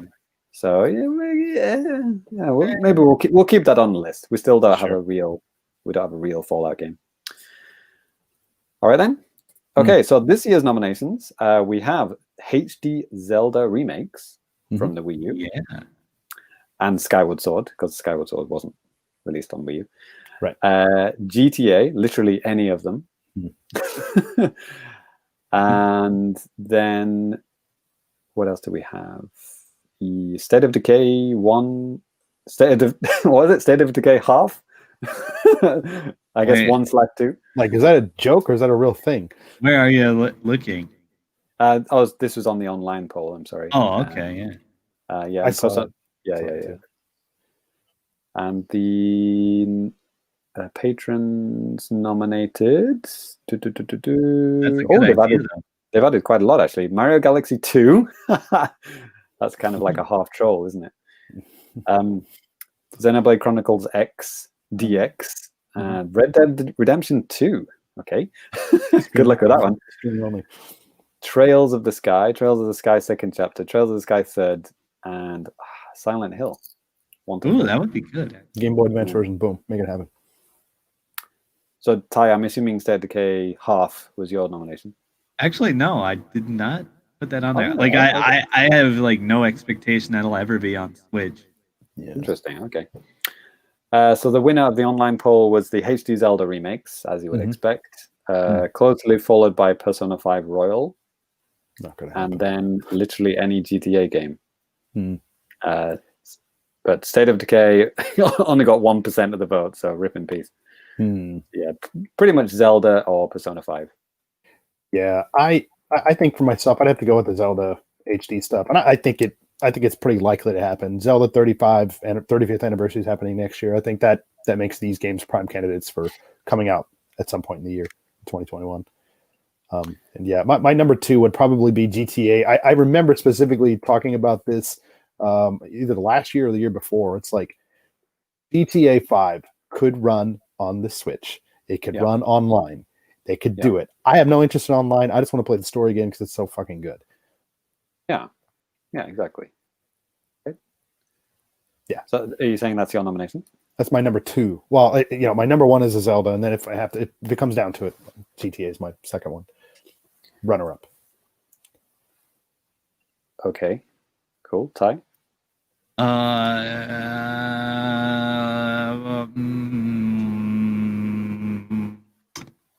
Gosh, I'm not sure. I'm gonna go with.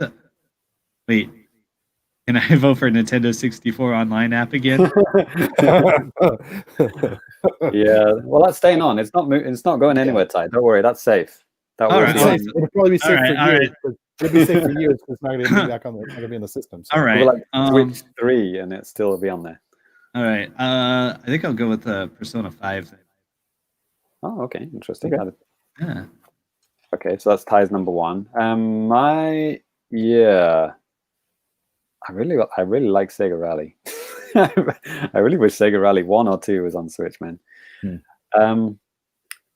But yeah, that's safe anyway. That's already on the list. Zelda remakes. I mean, you know me and remakes, man. I really don't care for remakes or rehashes. It's like I played all of those games. I got 100% in all of those games. I enjoyed all of those games. I don't need to play them again. So yeah, GTA. I mean, I haven't played 4 or 5. 4. So yeah, unless they improve like some of the controls and stuff, yeah, you don't need to play it. But yeah, 5. Yeah, great. 5. Yeah, I'd be happy with even the fucking, Vice City or something like that. Or I played a lot of Vice City. The other one, San Andreas. Yeah, that's the one I haven't played. So yeah, it's so good. Yeah, I would go for San Andreas or GTA 5, I think. So yeah, I guess GTA would be mine. Okay. My number 1. So the winner for so the winner is Zelda and Persona 5. Okay, for online. Actually, our patrons didn't mention Zelda at all. Actually, interesting. That is interesting. But we do have Persona 5 from the patrons.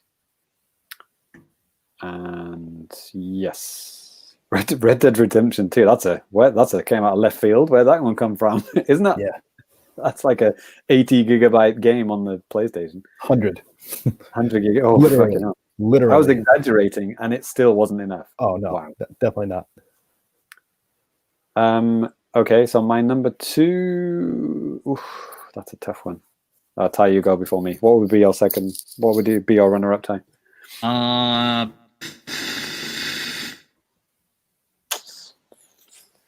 Fallout. Like real proper Fallout. Let's just say New Vegas, but okay. Oh, okay. Fallout New Vegas. That's the best one. Yeah. That is a tricky one. People are always raving about the personas, aren't they? Yeah. Yeah, it'd be such a good fit for Switch, really. Yeah, it would be. I mean, Dragon Quest XI was the first JRPG I'd played in like 15 years, and I enjoyed that. You know, maybe by the time it comes out on Switch, I'll be ready for another JRPG, like 5 years later. I like to spread them out. Yeah, I could get down with that. Yeah, GTA would be my number one. Persona 5 would be number 2 for me. So, Danny, are you willing to? Would you go for Persona 5 or GTA to win it, or are you going to stick with Zelda and be an asshole? Oh, no, you do have the online support. I apologize. Yeah, you do have online. They agree with you. Sure, it would. I mean, I played GTA 5 before though, so I don't know. Persona, it would be pretty cool to actually be able to play and like a game that I haven't played. Okay. I'll switch it up to Persona 5 then.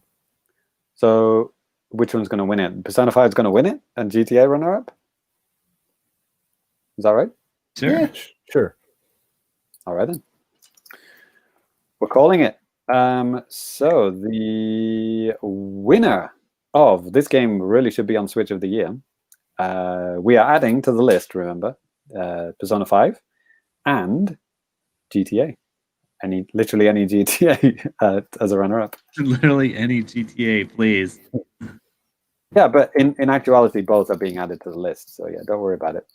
Okay. Don't worry about it. Yeah, and for the Zelda, yeah, don't worry about it. It's probably going to happen. For a limited time. Long. Yeah. Next year, right? Okay then. Cool. So move on to number 9. Danny, you want to say that one? Sure. So next one, features still missing. Jeez. Wash, Joanna. Features still missing from the current Switch, plus features we most want on the Switch Pro. So the things on the Switch Pro, that's like a newer thing, and the nominees here are a smaller bezel, longer battery life, and more power. Basically, next, making the system more powerful in docked and handheld mode, an Ethernet port, streaming to Twitch, like as a system level type of a thing, and like that. For like the features still missing, there are obviously a lot of things still missing. So Danny, this is quite similar to the previous one where we have a list. We're switching up a little bit. We've got a list of features that we want, and then if it gets added to the Switch, we remove it. And if it's still not on Switch, it's going to stay on the list. So the ones that are staying on the list are the ones in the lower part, Danny. Okay. So yeah, a useful version of Nintendo Switch Online mobile app. That was a 2019 winner. Still hasn't happened. Yeah. Option to permanently switch to all software layout, because as you know, right now you can't really do that unless you just go and look at like all your games. That was a runner-up in 2019. 2018's winner was friend messaging / joining games from the friend list. Also still hasn't happened. Yeah, the runner-up that year was gifting, which is silly. And in 2017, we had the My Nintendo achievements for real games.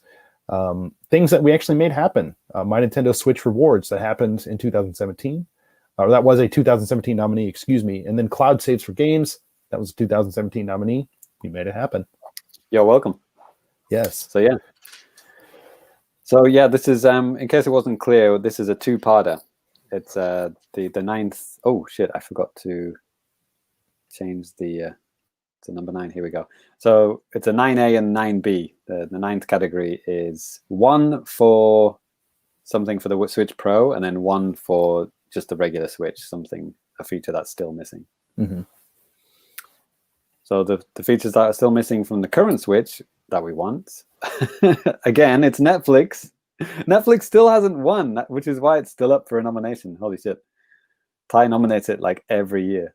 I do. It's the most sorely missing thing.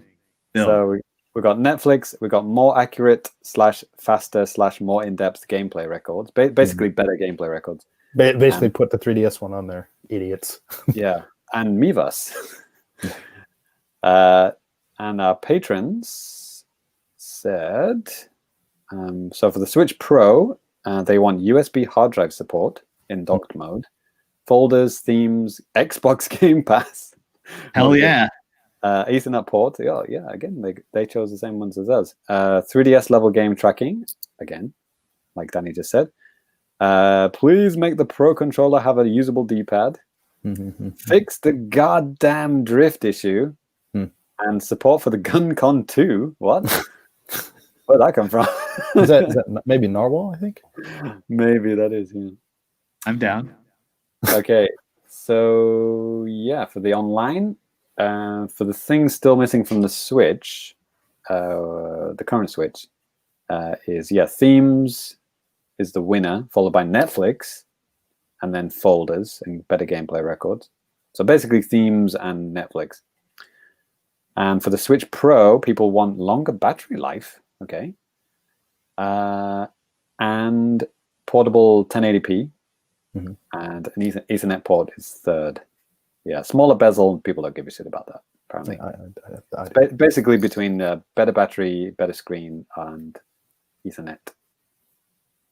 Right then. Okay, so let's focus on the current Switch. What's currently missing from the current Switch? Yeah, I think it needs to have better gameplay records. What it has now is kind of a joke, I think. So yeah, I mean, it always comes apparent when we're doing the Fammies, doesn't it? It's like, okay, how long did I play this game? Shit, I haven't played it for ages, so I can't see the records. And even the Japan only app or whatever that keeps track of it, it sucks. Like if you're over 100 hours, and like up to 499, it'll just say over 100 hours. Like, oh gee, fucking thanks. That's helpful. Yeah, I mean, the annoying thing is that they are recording every minute you're playing it, but then the way they tell you is so vague. Yeah, because on that app, it goes all the way back to 3DS, which is freaking ridiculous and awesome. But again, it's in increments of 5 or 500. So it's kind of stupid. Yeah, I actually became aware of that very recently, actually, this week, because my son has been playing my 3DS. I let him play 3D Land just to dip his toes in the water with 3D Mario. And yeah, he really likes it, and he's getting good at it. And good. And then I just wanted to see how long he'd been playing it, and it was like literally to the minute, to the second. Yep. It was like so detailed. Yeah, it's awesome. You could do ranking by year, everything. It would make the Fammies way easier. Yeah, balance. Yeah, didn't the 3DS have graphs and stuff like that? Yep. Yeah, it was pretty full fledged. Yep. Yeah, I think it needs that, or just a way to access that stuff easier. Yeah, gameplay records is cool. I mean, I don't know if it's like, game changing, game breaking or anything, but like it would be useful. That's for sure. Yeah. To be honest, I really don't care about Netflix.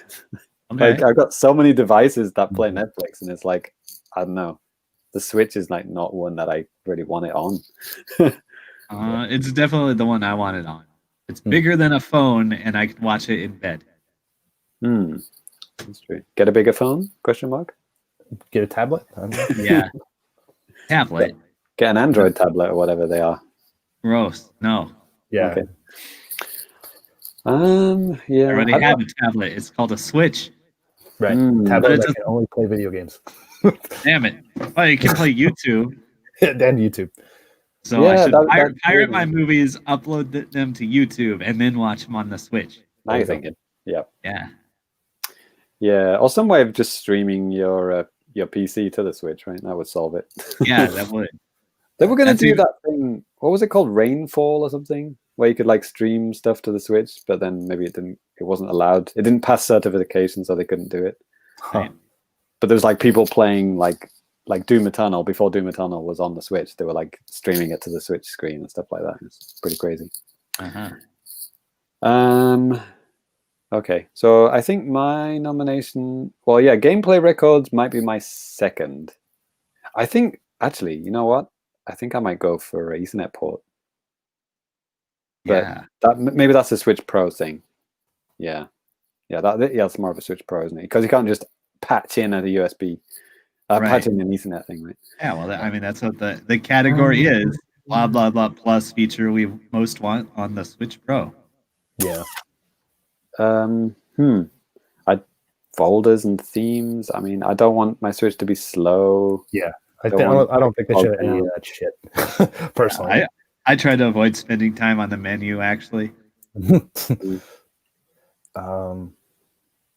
yeah, that's why it makes it ironic when all the podcasts now are talking about the Series X and the PlayStation 5. It's like, wow, everything loads so quickly. It's like, but I don't really have that problem on the Switch, to be honest, mate. It's like I turn it on, it's immediately on within a second. I'm loading up a game within a few seconds. It's like, it's not a big deal for me.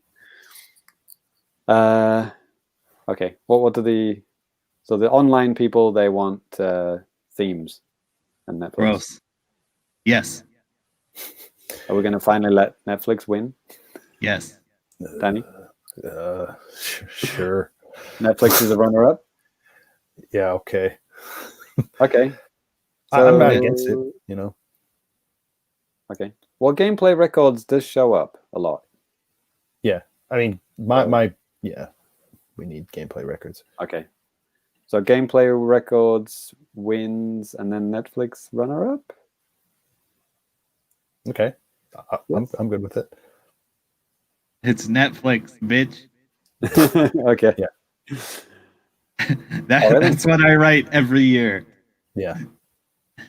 Well, because we're changing the rules a little bit, they're both going to be added. All right. Sounds good. Okay, so for the first part of this, we're not done yet for number 9, but the winner is better, more in-depth gameplay records, and the runner-up is Netflix, bitch. So what about the Switch Pro? I know what mine is. Ethernet port. Ethernet port. Ethernet port. Because people know, regular listeners to the show know, for some reason my Switch no longer recognizes my Ethernet adapters. And we shouldn't need to buy into Ethernet adapters. It should just be on the dock. It should, right? Right there. Yeah. It's not like it's really doing much. Yeah. If you want to play games online on Wi-Fi, you should have to pay extra.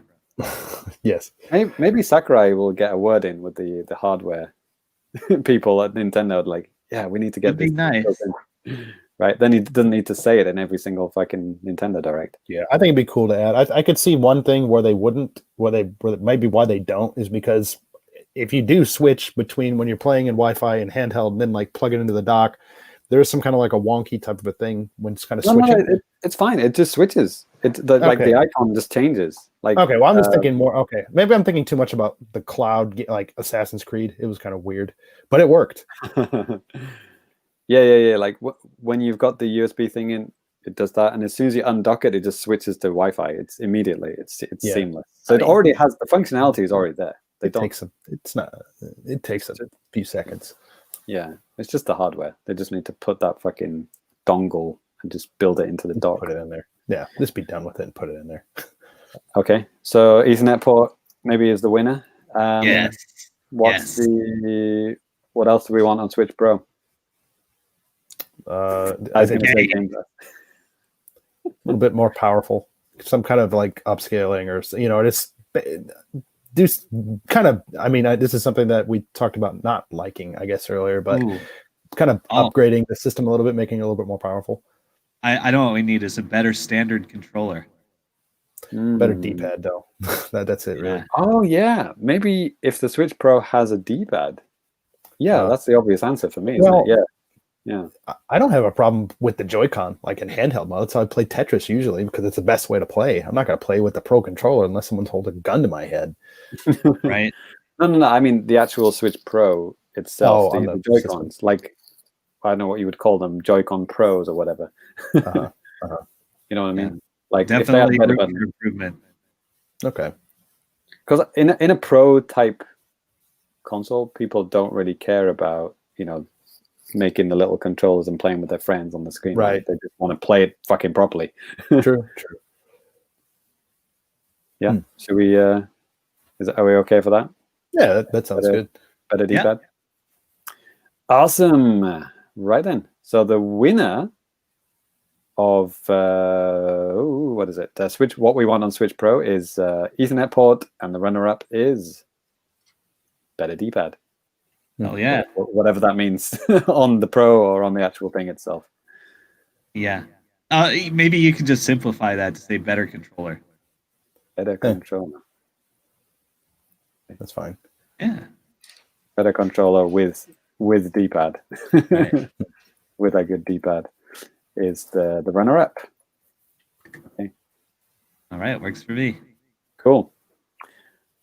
All right then. So moving on to number 10. Who's taking this one? Should be you, James. Jesus. All right, then here we go. Number 10 is Indie Game of the Year. So the nominations this year are here it is again, Hades and Fogs, that's P-H-O-G-S, Yes Tomorrow, Iron Fury, Red Wings, A Short Hike, To the Moon, Deluxe Edition, whatever it is, Remastered Edition, Manifold Garden from Lemonade, their patron, Jump Rope Challenge from Balls. Thanks. And Hades again from Rich. I think, Rich is trolling us, isn't he? He's nominated for every single category. All right. Yeah, he likes the game. Yeah. And yes, we have a bit of influence on the online poll here. Again, the publishers have retweeted the poll. Oh. So Fogs wins the poll. Wow. I mean, it's a good game.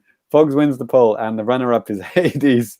Well, like literally 2 days ago, it was like 80% Hades. Like, and like Fogs, that's great. Fogs didn't even get a single nomination. Now it's like Fogs is fucking winning it. So maybe Hades. Yeah. Well, technically Hades is second. Yeah, well, I'm throwing in my vote in for Hades. It's such a fantastic game. I can't see anything else being better than it. I played some pretty cool indie stuff this year, but I can't. There's nothing that's this complete and this good. Yeah, I'm fine with Hades winning in this one. Right. Yeah, everybody loves it. Yeah. And like I've said this before to you guys, I'd really be interested to see like what you guys think. I mean, James, I know you're not like huge into, roguelites and stuff, roguelikes, stuff like that. Ty, I'd just be interested to see how fast you can beat it. Okay. Well, I did like Dead Cells, Danny, which people say if you like Dead Cells, you might like Hades. So there you go. Yeah, I played like maybe 5 hours of Dead Cells this year, thanks to Game Pass. Game Drive. Man, I was ashamed to not get Iron Fury didn't get a single vote online. I guess people just haven't heard of it. But that was the Duke Nukem game. It looks exactly like Duke Nukem, but you play as a woman, and it has Duke Nukem's voice in it. Yeah, I really like that, but I guess no one agrees with me. Red Wings was the cool, like World War One plane game. Right. That looked cool. Looked like, kind of gave me like Rogue Squadron vibes. Yeah. And Yes Tomorrow, I only talked about a couple of episodes ago. It was the kind of time traveling action platformer puzzle game. Did you check out any Fogs? Did you check out my Fogs gameplay? I actually played that with James Allen last night. We played online. Has an online 2-player co-op mode. Pretty cool. Yeah, I checked out some of that. Look, it looked cute. Yeah. Yeah, Fogs is cute. Well, it technically won the online poll, so technically. Well. Ty, what would be your runner-up? Gotta go with To the Moon. That game will fuck up your entire life. Is that like about an old man dying or something? Yes. If you describe the game in the simplest and dumbest way possible, yeah. I mean, that's not really what it's about at the core of the game, but that's part of the premise, yes. Yeah, I remember Johnny Metz talking about that on RFN. Me too. It sounded like it affected him quite a lot.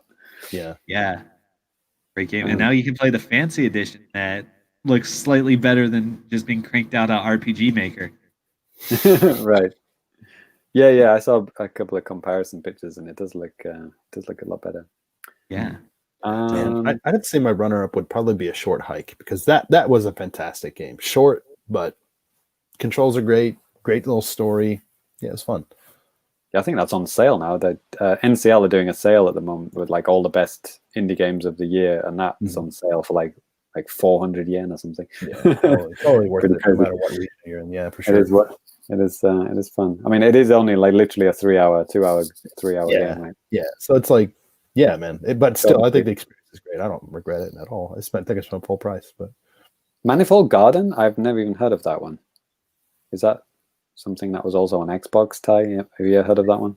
No, I haven't. I don't know what that game is. Oh, maybe friend of the show, still? Seren. Yeah, I think she's involved in that. Yeah, but unfortunately, I know nothing about it. Yeah, I just know the name. I mean, yeah. So, okay. Well, I would go for. I mean, I liked Iron Fury. I liked the Short Hike. I liked Fogs. Short Hike or Fogs? I mean, that's a tricky one. There's definitely a lot more to Fogs. I mean, there's a lot of content in a lot of stages. I mean, it looks beautiful. It's like a beautiful 3D art style that they've got going on, and it's got co-op, couch co-op, and online co-op, which is pretty cool. Haven't played enough of it, but yeah, I could go for a Short Hike or Fogs. Okay. Ty, if you had to choose between those two. Wait, which two? Fogs or Short Hike? Christ. I've seen Fogs in motion. I haven't seen a Short Hike in motion. Give me like 20 seconds on YouTube to give me an arbitrary choice. Technically, Fogs did win the online poll as well, Danny. Okay. So that pushes it a little bit above a Short Hike as well. All right, I'm just seeing a lot of talking to NPCs in Short Hikes, so I'm gonna go with Fogs. Okay. All right then. Well, that has clinched it. Winner of Game of the Year is, of course, Hades, with the runner-up going to Fogs. You should actually play To the Moon instead. There you go. Third place. Ty's suggestion. To the Moon. Cool. Oh yeah, last year's winner was Val Faris. Oh right. Hell yeah. I played that earlier this year. Ty, did you ever get around to completing it? No, I didn't. You suck. I might. And then the runner-up was Gato Robato. Great game. Right then. Ty, I believe you're next. All right. Best game that didn't get a mention last year because they released it too late in 2019. Let's see. Last year's runner-up, which would be like too late 2018, was Katamari Damacy Encore and Firewatch. So this year, there's that Shovel Knight Showdown we were talking about. Nice. And let's see. Then we have Dauntless, Talos. Is it Talos or Talos? No idea. Talos Principle. I believe the answer is yes. Yes. Super Lucky's Tale, Assassin's Creed Rebel Collection, which is 4 and Rogue, and Alien Isolation. Man, all these games that I should have played this year but didn't get around to. Right. Damn it. Okay. Did Mortal Kombat 11? What the one patron nominated Mortal Kombat 11? Did that release late last year, Ty? No, I think it was. I thought it was around the same time as. It was April, at least. Unless the Switch version was later. I don't think it was. No. Okay. Sorry, we're gonna have to disregard that one. I apologize to whoever nominated that one. But for the online poll, the clear winner was actually Shovel Knight Showdown. Second place was New Super Lucky's Tale, and then Dauntless in third place. No one really cares about Animal Crossing: The Rebel Collection. Animal Crossing, yes. Shit. Sorry, Assassin's Creed didn't get a luck in. Sorry, Danny. No one cares. Yeah, that's okay. So Shovel Knight Showdown definitely top. New Super Lucky's Tale. I think I played the demo of that. I really liked it, and then didn't buy the full game. I mean, it's like a full price game. It's like a $40 game, right? 40, 50, 60. Yeah, it's kind of expensive. Yeah, if that was maybe on sale, like half price, I might jump in with that. Dauntless is a free game, by the way. We played that as part of our game night. That was like, it's basically a Monster Hunter free. Yeah. Oh yeah, I don't think it's kind of cute, actually. Yeah. Yeah. It's quite fun. Shovel Knight Showdown. I mean, yeah, I played that on the Wii U actually. Right. Because I got it on Wii U, so I got the free update on Wii U.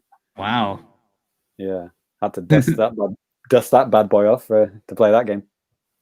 Right. That was fun updating that game on a I bet. Wii U, which takes like 35 minutes to load up.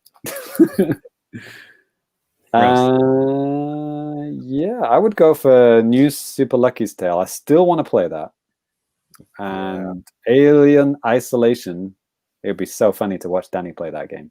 Yeah, I wouldn't play that. So online's going for Shovel Knight or New Super Lucky's Tale. So it's between those two, I guess. Yeah, I'd probably go New Super Lucky's Tale. That actually looked pretty fun. Yeah, but yeah, I just haven't. I'm going to Shovel Knight Showdown. Okay, cool. Well, that one runner up. Oh no, sorry, that won the online. So yeah, cool. I think that's going to call it then. Yeah, I'm happy with that. So should we say winner New Super Lucky's Tale, runner up Shovel Knight Showdown? Yeah, that sounds good. The other way around, if you ask me. Well, yeah, technically you're right because the online says Shovel Knight Showdown, but I played it though. I'm done with it. I mean, I didn't really play much more of it after that. I mean, it was cool that they did. Ty, did you notice that the developers actually gave away a code to unlock all the characters, so you could just like play all the characters if you want from the start? Hell yeah, yeah, that's awesome. Nice. I know. Ty had a lot of trouble with Smash not doing that. Yeah, that's lame. So it was pretty cool. Yeah. So even though I was just playing it for a couple of hours, I could still play as all the characters, which is pretty nice. Okay. Well, yeah, I'm going to stick with New Super Lucky's Tale. I still want to play that. Yeah. Noted Microsoft game, Ty. Yeah. Right. Not anymore. Right then, let's call it. So the winner of game we didn't mention last year because it released too late, but we're mentioning it now in 2020 is New Super Lucky's Tale, and runner-up is Shovel Knight Showdown. Cool. Right then, Danny, are you next?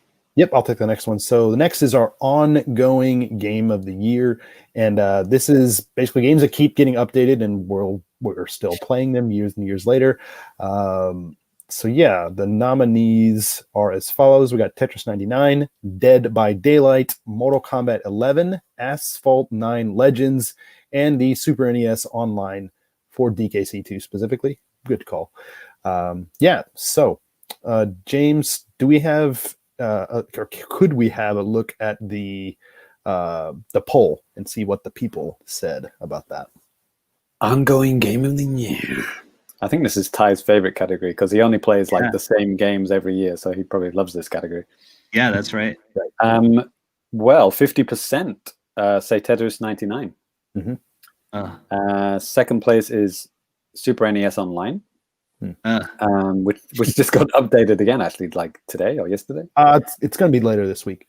It's not even a game. Third is Dead by Daylight, and fourth is Mortal Kombat 11. Dead by Daylight a little bit more than Mortal Kombat 11, but not by much.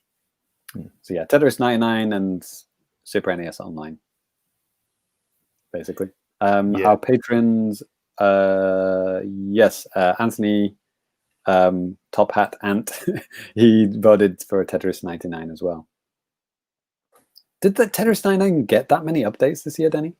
I don't think it really had any like significant updates.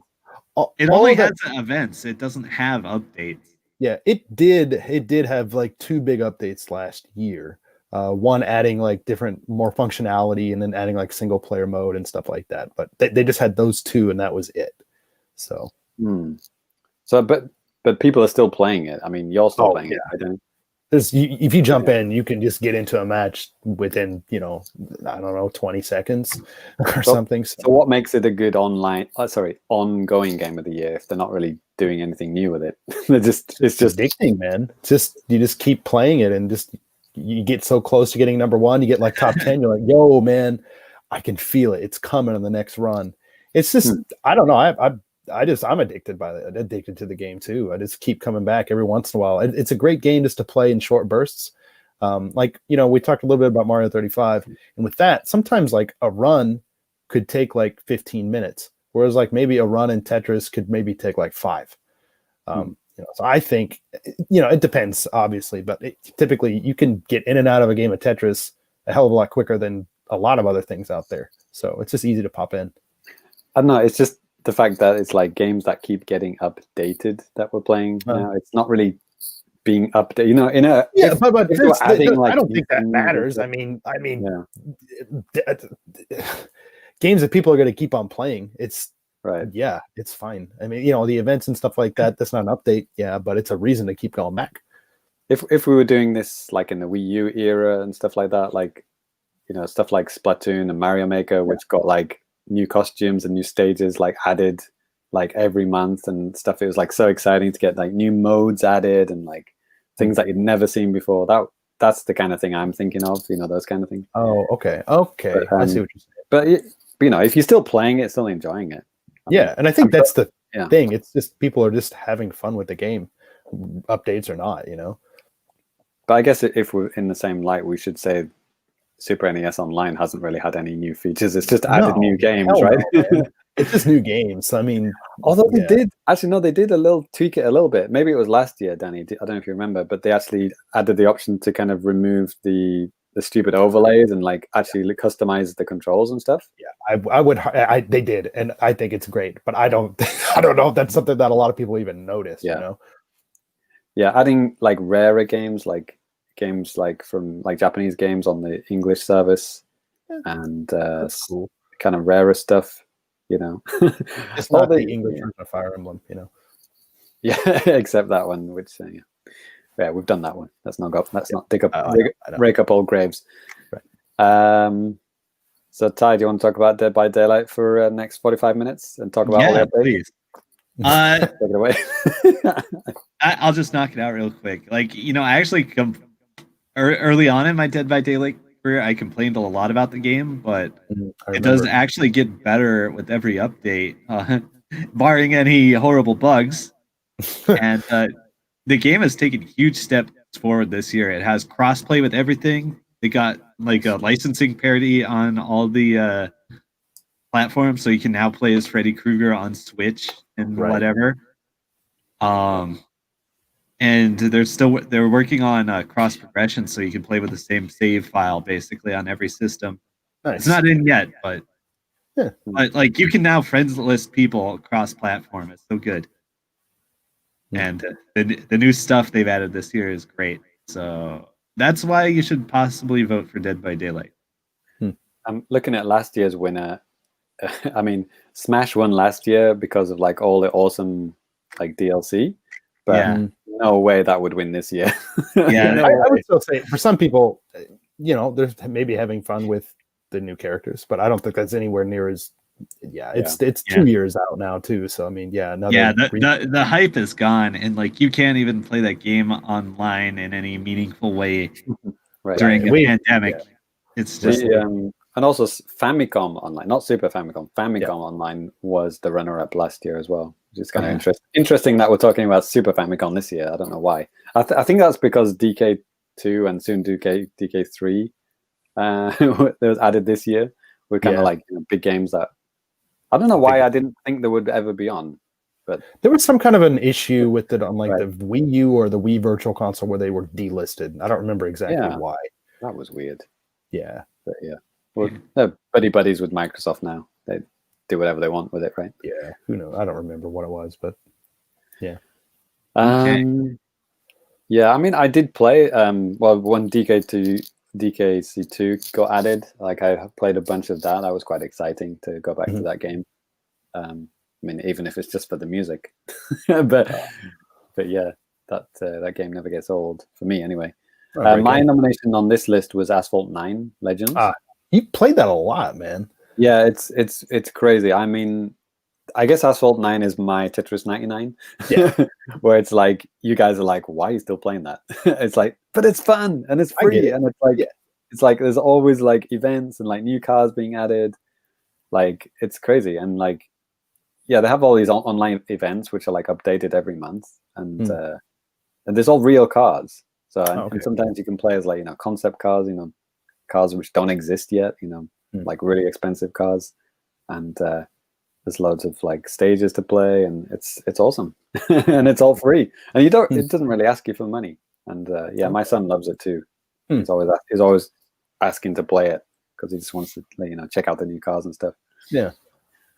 So yeah, that was my nomination anyway. But I'd be willing to throw a bone to Dead by Daylight, just by all the cool stuff that Ty talks about, and the fact that they're doing it on Switch as well. If I was just whining on about this Xbox game, then obviously it wouldn't really get a look in.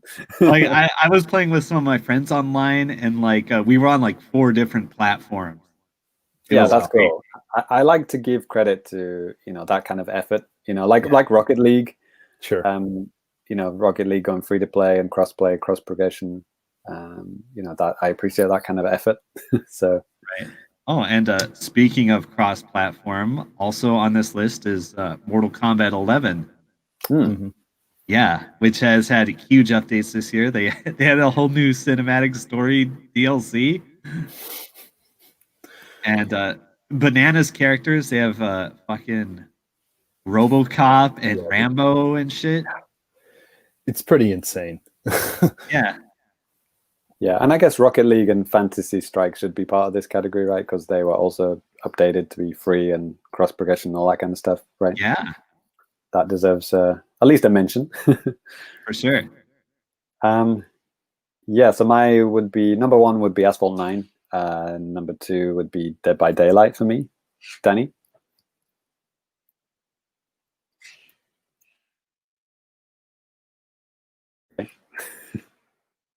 Thinking it over. God. Sorry. Number 1 would be Tetris 99, and then my runner-up would be Super Nintendo Online. Oh, okay. Wow. Okay. So Danny Bivens second was that one. Okay. Yep. All right. My second one would be Dead by Daylight. So Ty, yours is obviously number 1, Dead by Daylight, yeah? Yeah. Yeah, for sure. What would your second runner-up be? Geez. It would have to be a toss-up, like either Mortal Kombat 11 or Fantasy Strike. Mm-hmm. Okay. Which has had the most effort put into it this year? Think of it that way, Ty. Like, it must have a huge effort, but Mortal Kombat 11 also has a huge budget. Fantasy Strike does not.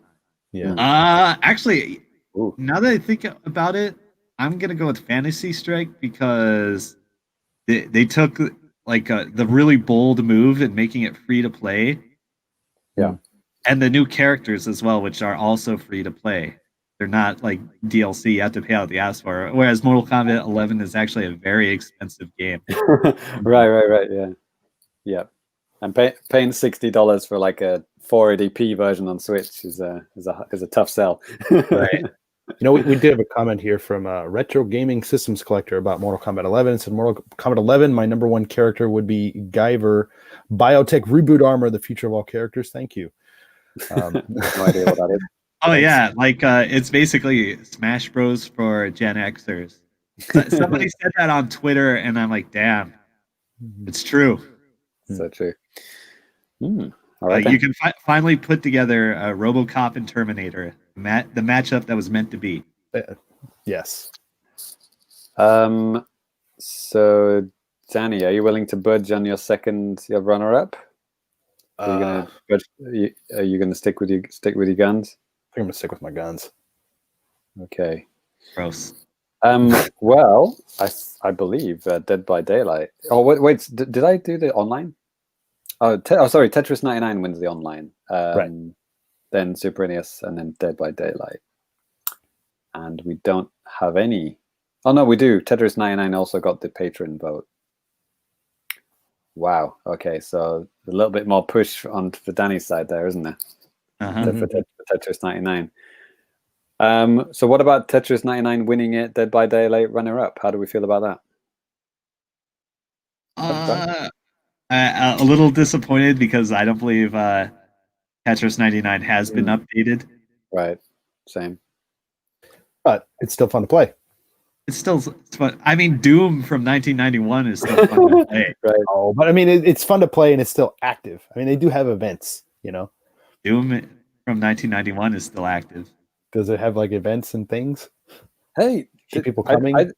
Ty, did you see that retweet I did recently? Like, there's a Doom something. It's like a prequel to Doom, like original Doom, and you can actually add those to even the Switch version, like classic Doom. Wild.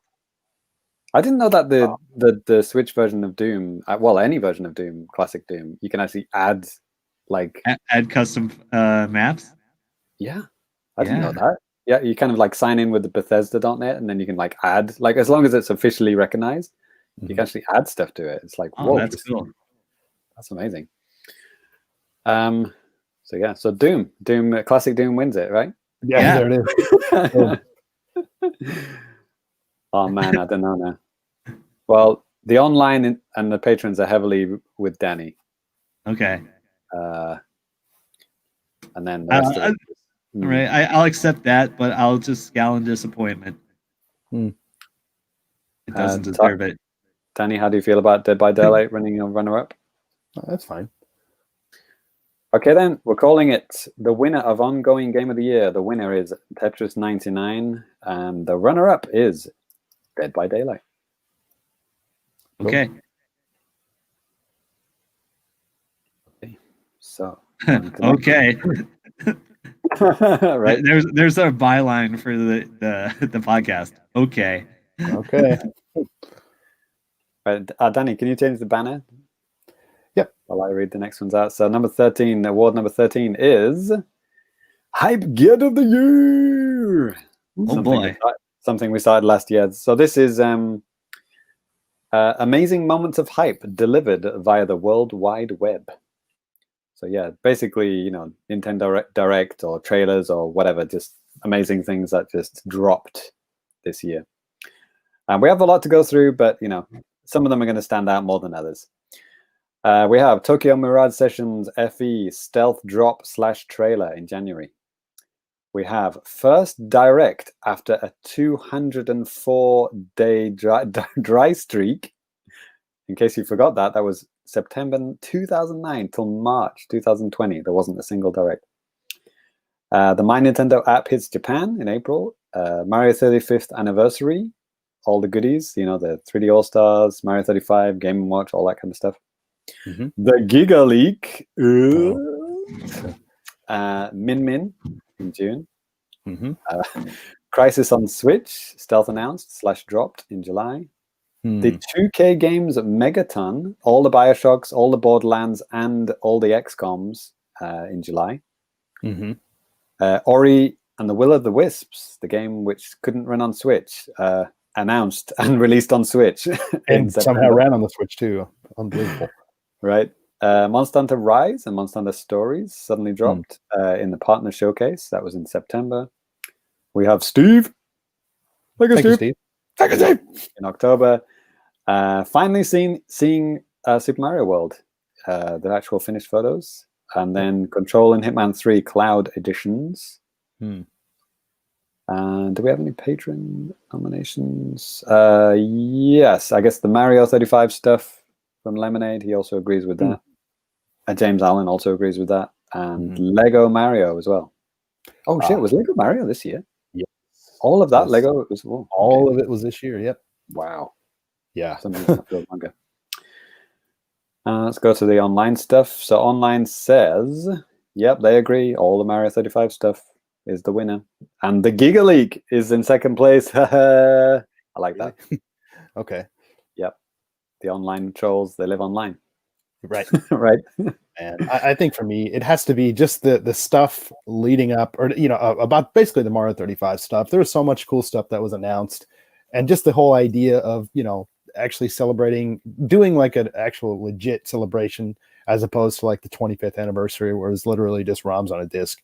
Right. I mean, you could say that it's the same with Mario with the 3D collection, but there's more than that this year. So Yeah, it's ROMs on a game card.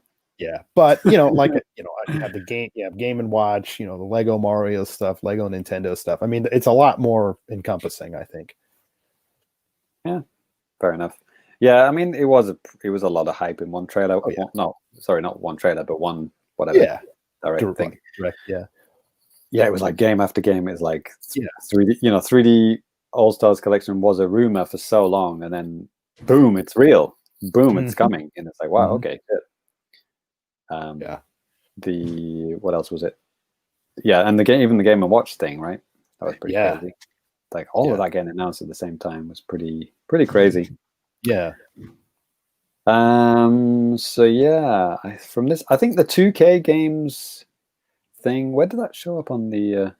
Well, that didn't really get much traction on the online poll. That came in last, actually. But I was pretty excited by that because it was like all the BioShock games announced. It's like whoa, and then it was like all of the Borderlands games except BioShock. Borderlands 3, I guess. And XCOM, which is a game which I'd never thought would come. Right. And I think we had like Need for Speed as well, and there was like there was loads of games, from 2K, which was a publisher which was like almost non-existent on Switch, and it's like boom, have all our best games on Switch right there, and it's like, and they all got announced and released quite quickly. So I was pretty hyped for that because it was a lot of games that I wanted at once. I mean, for God's sake, BioShock had it was on our should be on Switch of the year, right? And there it was. So I was pretty happy. Giga Leak was just funny. That was just funny, and just seeing all that crazy shit come out of that. Yeah, it was cool.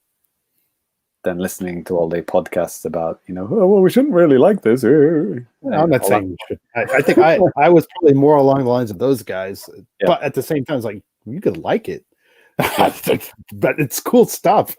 But yeah, it's kind of really amazing. Bad, seeing, I thought, fuck those guys. Clowning on those guys on Twitter was the highlight of 2020. Or the highlight of the leak, at least. Yeah, well, I think the argument that they were trying to make is like, yo, look, like don't steal. Yeah, which I can get. Stealing's bad, okay. Large corporations steal from us every day. So if we're not stealing from them, we're stealing from our families.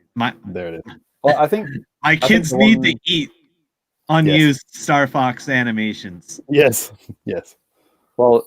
Yeah. I think the 1-2 punch with that, Danny, though, was like the Megaton happening, and then right after that, it was like Mario 35, and it's like, we're not giving you Galaxy 2, we're not giving you any behind the scenes like pictures or anything. It's just literally the games on the disc. Yeah, but I think you're focusing too much on just the Mario 3D collection. There's a lot more to it than just that. Yeah, but like that would have been the ideal way to give us like background art or like concept art of those games on that disc. Just a little option, just like, hey. I'm not disagreeing with you. I'm saying like, dude, think about all of the Mario stuff, even more than what we just said. There's a lot of collaborations with like clothing manufacturers, shoes, the Mario stuff at Universal Studios Japan getting basically almost completed isn't a coincidence either. I think that all kind of ties in with Super Mario stuff. So my personal nomination would be for the XCOM. The XCOM games. The 2K games, and maybe the Giga Leak, I guess. Yeah, because I want to focus on things that we actually got. So yeah, 2K games would be my first, and then Giga Leak for the lols would be my runner-up. Ty, what about you? I'm gonna go with Steve. Steve. That was hype as hell. And do you have a runner-up, Ty? I'm gonna go with the Giga Leak. Okay. Oh, Danny's actually put his name down for that one as well. After all that whining. Like I said, I mean, it's stealing, whatever. But there's a lot of cool stuff that came out of that. Stealing is good sometimes. Yeah. Okay. So the online and the patrons definitely want the Mario 35 stuff to win. So that's maybe 2 extra votes for that, and Danny. Yeah. But the Giga League got 3 as well. So, but yeah, there are kind of runner-up votes, though, aren't they? Okay. Well, Mario 35 anniversary goodies winning, and then Giga League runner-up. Are we happy with that? Yeah. I'm not happy, but I'll take it. That's what you say every time. Yep. Right. All right, then. Well, we're going to call it then. So the winner of Hype Get of the Year is all the Mario 35 goodies. And the runner-up is the Giga League. Cool. All right, Dad. There it is. Oh, boy. Cool. So who's got the fourth? It's time. Sorry.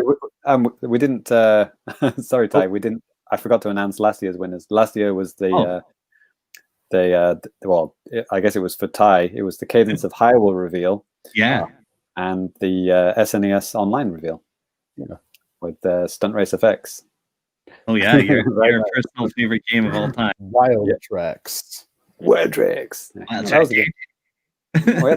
We had some good hype last year. All right, then, Ty, take us away. Number 14. All right, number 14. This is the best music track of the year. So not best soundtrack, just best individual song. And oh boy, we have some delicious entries here, and hopefully you'll be able to listen to them at home on the audio version. Yeah, I will mention that yes, you will be able to listen to them. If you're listening to the audio version, I've been sprinkling them throughout the episode, so you might have heard some of these already. If not, please go ahead and check out probably like our site article and stuff. I'll probably have that linked up. So go ahead, Ty. Okay, so going down the list, we have Revive the Soul, which is the in-credit song in Samurai Showdown. It's amazing. Have you guys listened to it? Yes, it's pretty good. Yeah, super good. I just finished the game, like first run through arcade mode, let it play, and it kind of surprised me how good it was. It's in English as well. Yeah. Even if you're playing on the Japanese version. So that's an interesting. All right. Next is Future World from the Cadence DLC, the Family Jewels version. Now, Family Jewels is kind of this YouTube guitar guy who also did an arranged version of the soundtrack for Necrodancer originally. And he covers a bunch of Nintendo stuff on his channel. He's great. Okay. Check him out. So, nice. Yeah, now he's actually in a Nintendo game. So that's awesome. So I just picked my favorite track out of his whole soundtrack. So check that out. Next is Gladiator from Doom Eternal. Now, this is probably my favorite track in Doom Eternal. It's the one where you do the Gladiator boss fight, spoilers. And it's great. Like, as you play it, like, you hear this chanting in the background, and it's not English. It's like the made-up language in the game. And then, like, it switches to English, like, halfway through it, and you kind of realize, like, while you're fighting this gladiator guy, the song is chanting at you, rip and tear. Nice. It was truly a magical moment in the game. I haven't got to that bit yet. But anyway. Spoiler alert.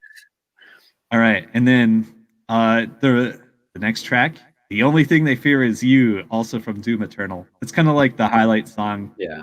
That it's the first result on YouTube. I think if you look for Doom Eternal music, it's also a banger. It's the theme song, basically. Yeah. Sure enough. Next is Call the Cops from Streets of Rage 4. This is amazing song. It's even more amazing when you're actually playing the game because it's dynamic. As you progress through each part of the level, like the different song cues kick in, and it's really quite amazing to play. Very nice. It even segues into like a retro version of it if you go into the secret level in the middle of the level. Yeah, it's so good. That's nice. Nice touch. Yeah. And next track is Undergrounds, also from Streets of Rage 4. This is more of a kind of a hip hop kind of thing. I think it's great. It's a real jam. All right. Next is Silent Hill chapter from Dead by Daylight.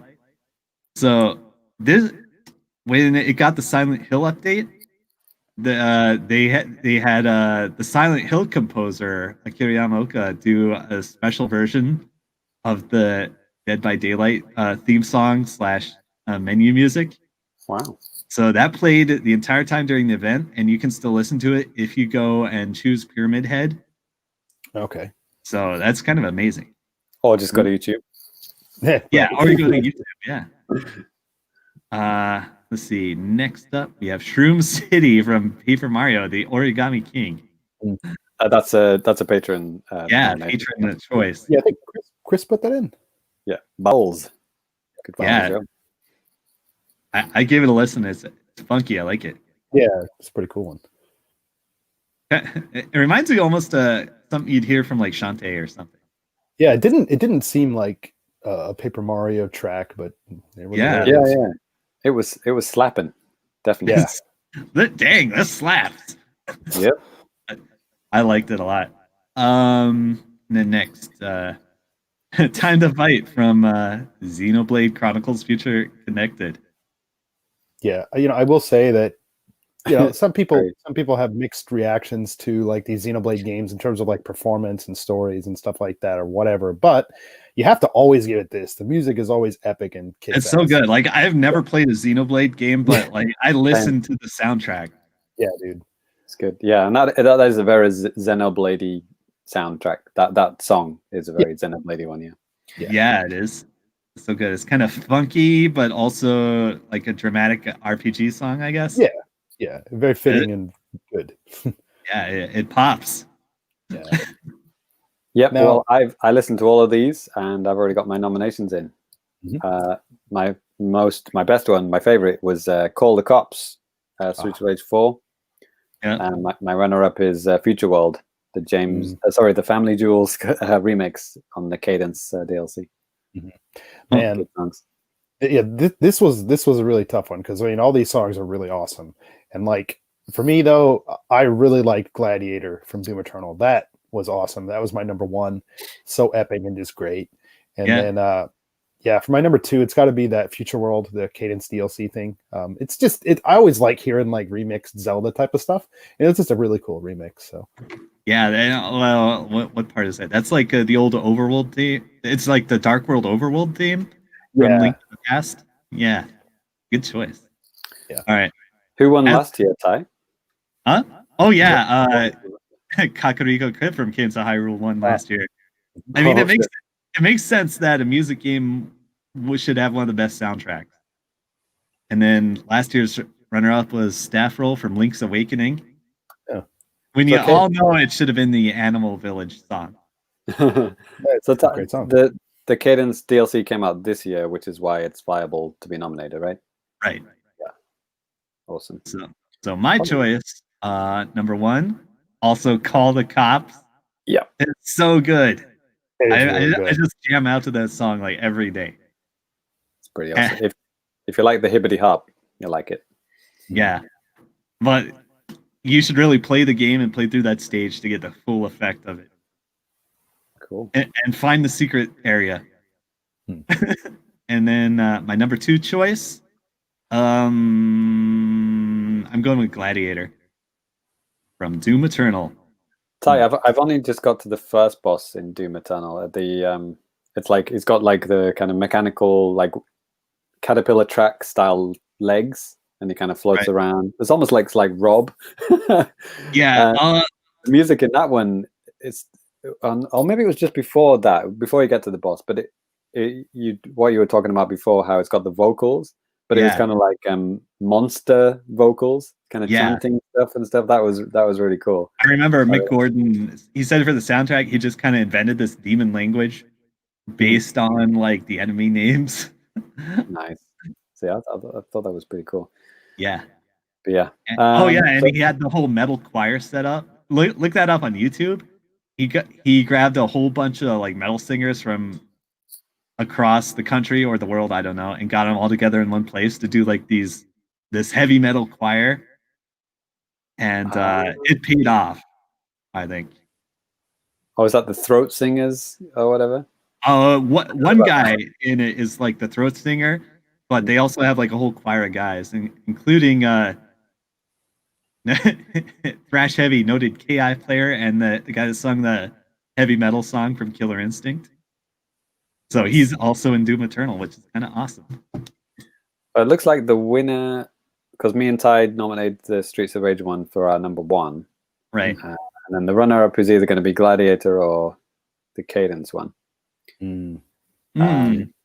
Which maybe Gladiator should have a little bit more leverage because it does have a number one team. Yeah, that's right. Oh yeah. Sorry, on the online poll. Sorry, I forgot to read that out. Doom Eternal is number one, 51%. Number two is Cadence DLC. Okay. Hell yeah, we did it. So, yeah, I guess Doom Eternal gets pushed over to second place. Ooh. Sure. Gladiator. Yeah, Doom Eternal. Yeah. All right then. Well, that is the winner. So the winner of best music track of the year goes to Call the Cops. Call the Cops. So you can punch them. And the runner-up is Gladiator from Doom Eternal. Hell yeah. Cool. I'm very satisfied because that's exactly what I chose. Nice. All right then. So now we're going to a little bit more off-kilter nominations, right, Danny? Yeah, and I'll take basically the next are kind of two little things. I'll take kind of back to back because they're kind of related. So you might have remembered a young man that used to be on the show named Sairus. He left our world, God rest his soul, and well, he moved back to Ireland. So good luck to him. Well, you can hear Sairus roundabout now. Yeah, so that's for the audio listeners. But yeah, so I mean, Sairus has been playing the Switch and stuff like that, and he has some updates for us about basically how many hours that he's put in. His number 3 game on this basically top 3 list, he has Ninjala, 3 hours. Ugh, 3 hours too much. Indivisible for 32 hours.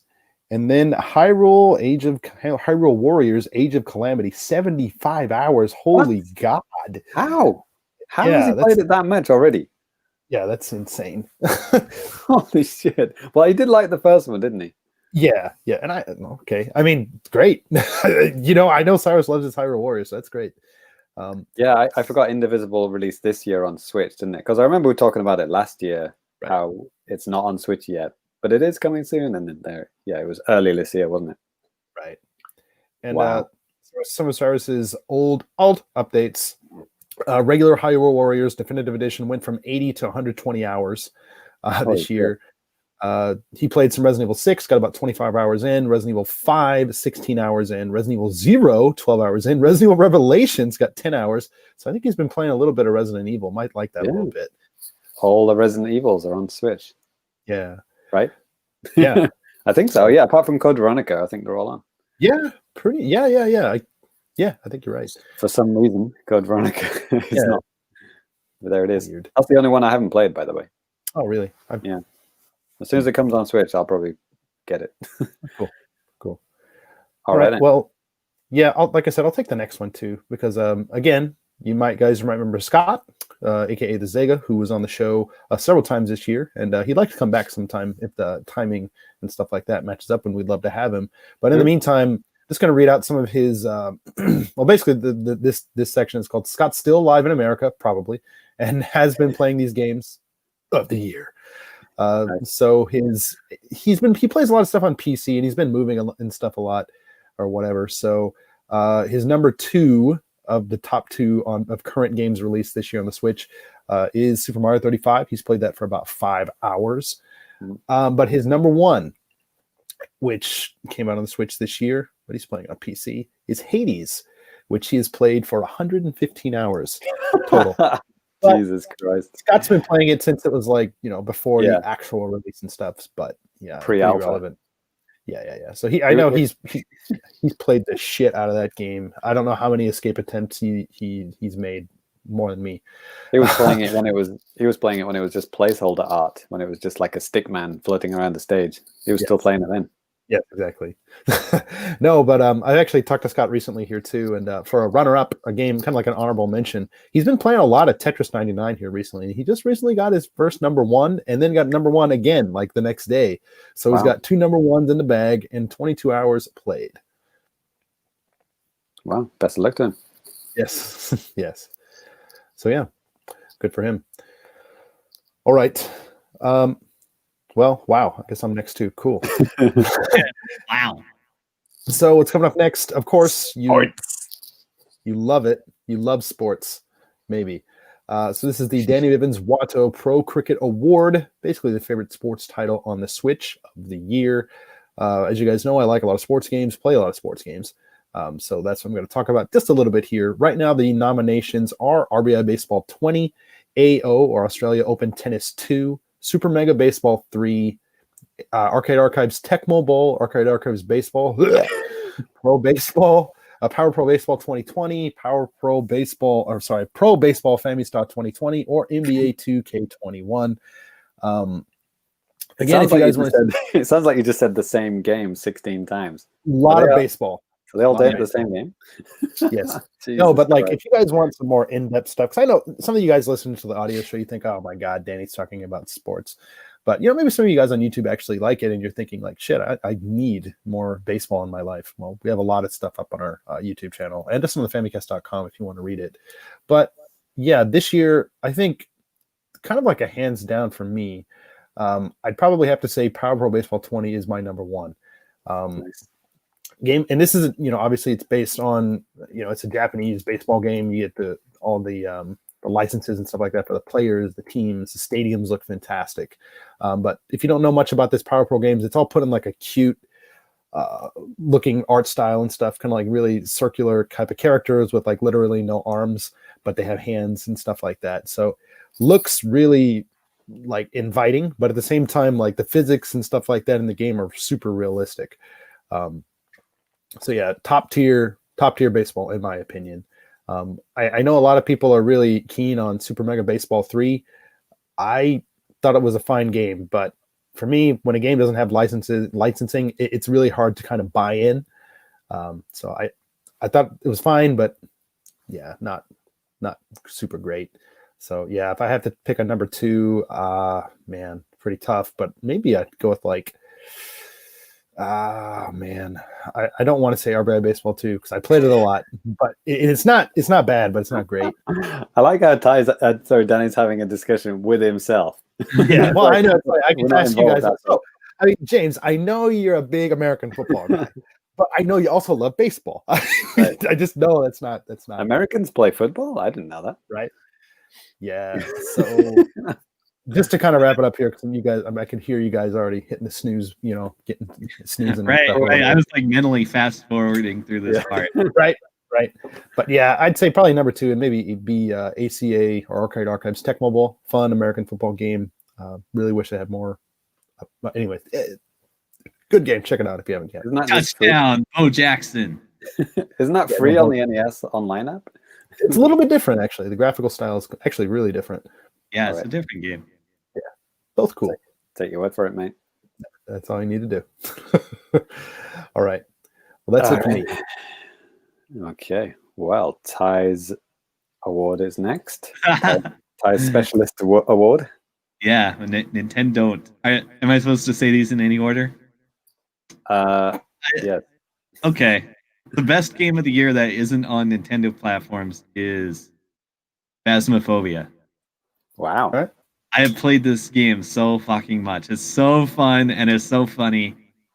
And it's a great way to connect with friends and play cooperative stuff with them. Like, this would also be my quarantine game if it were eligible for that category.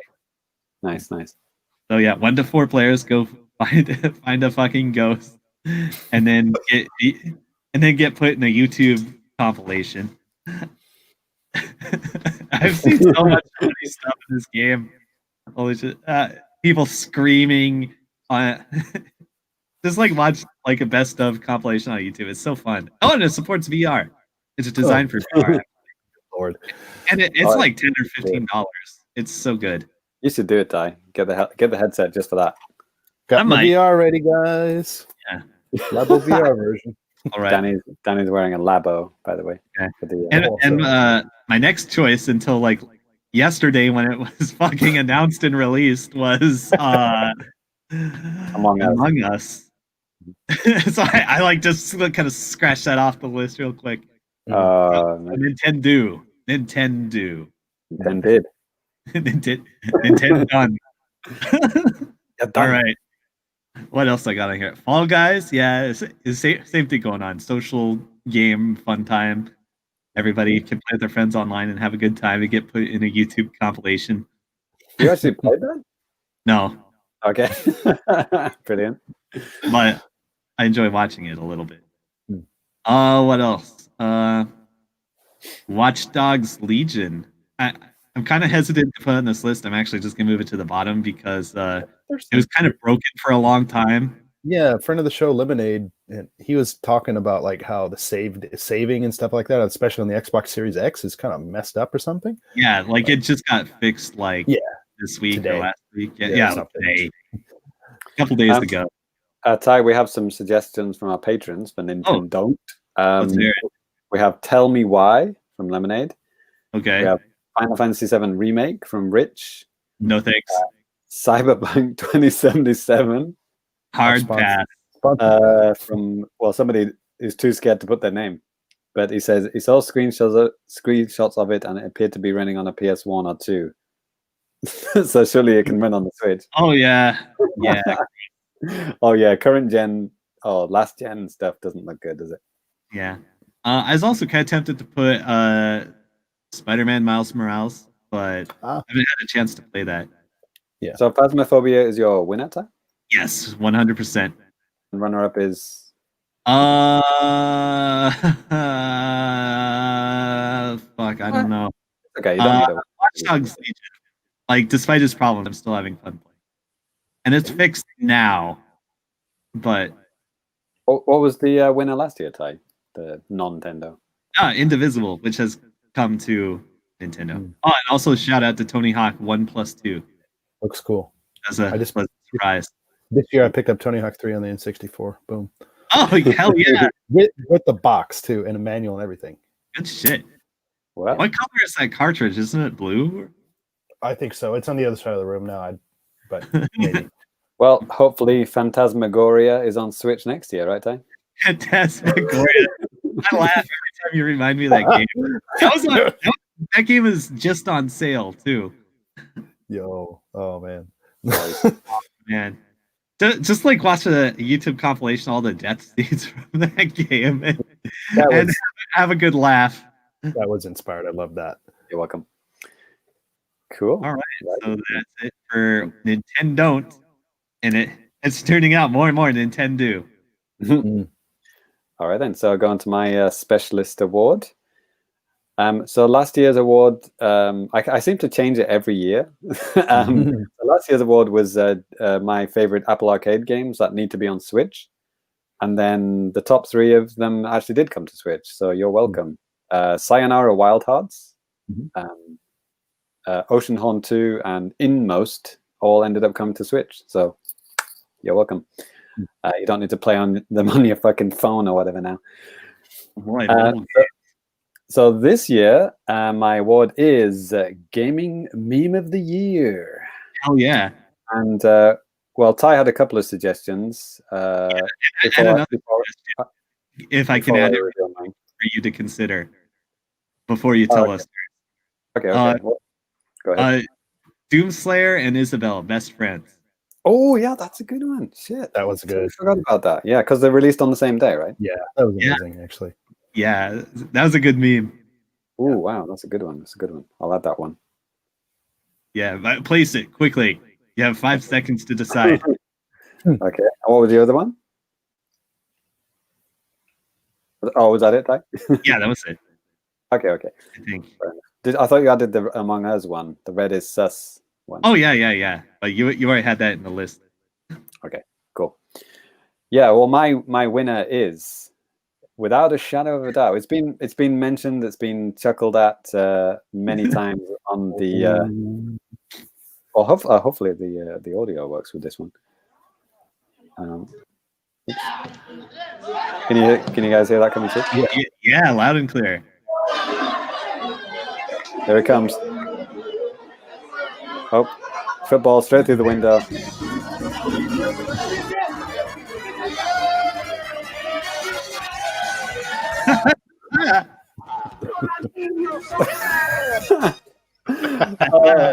Ronaldinho Soccer is gaming meme of the year.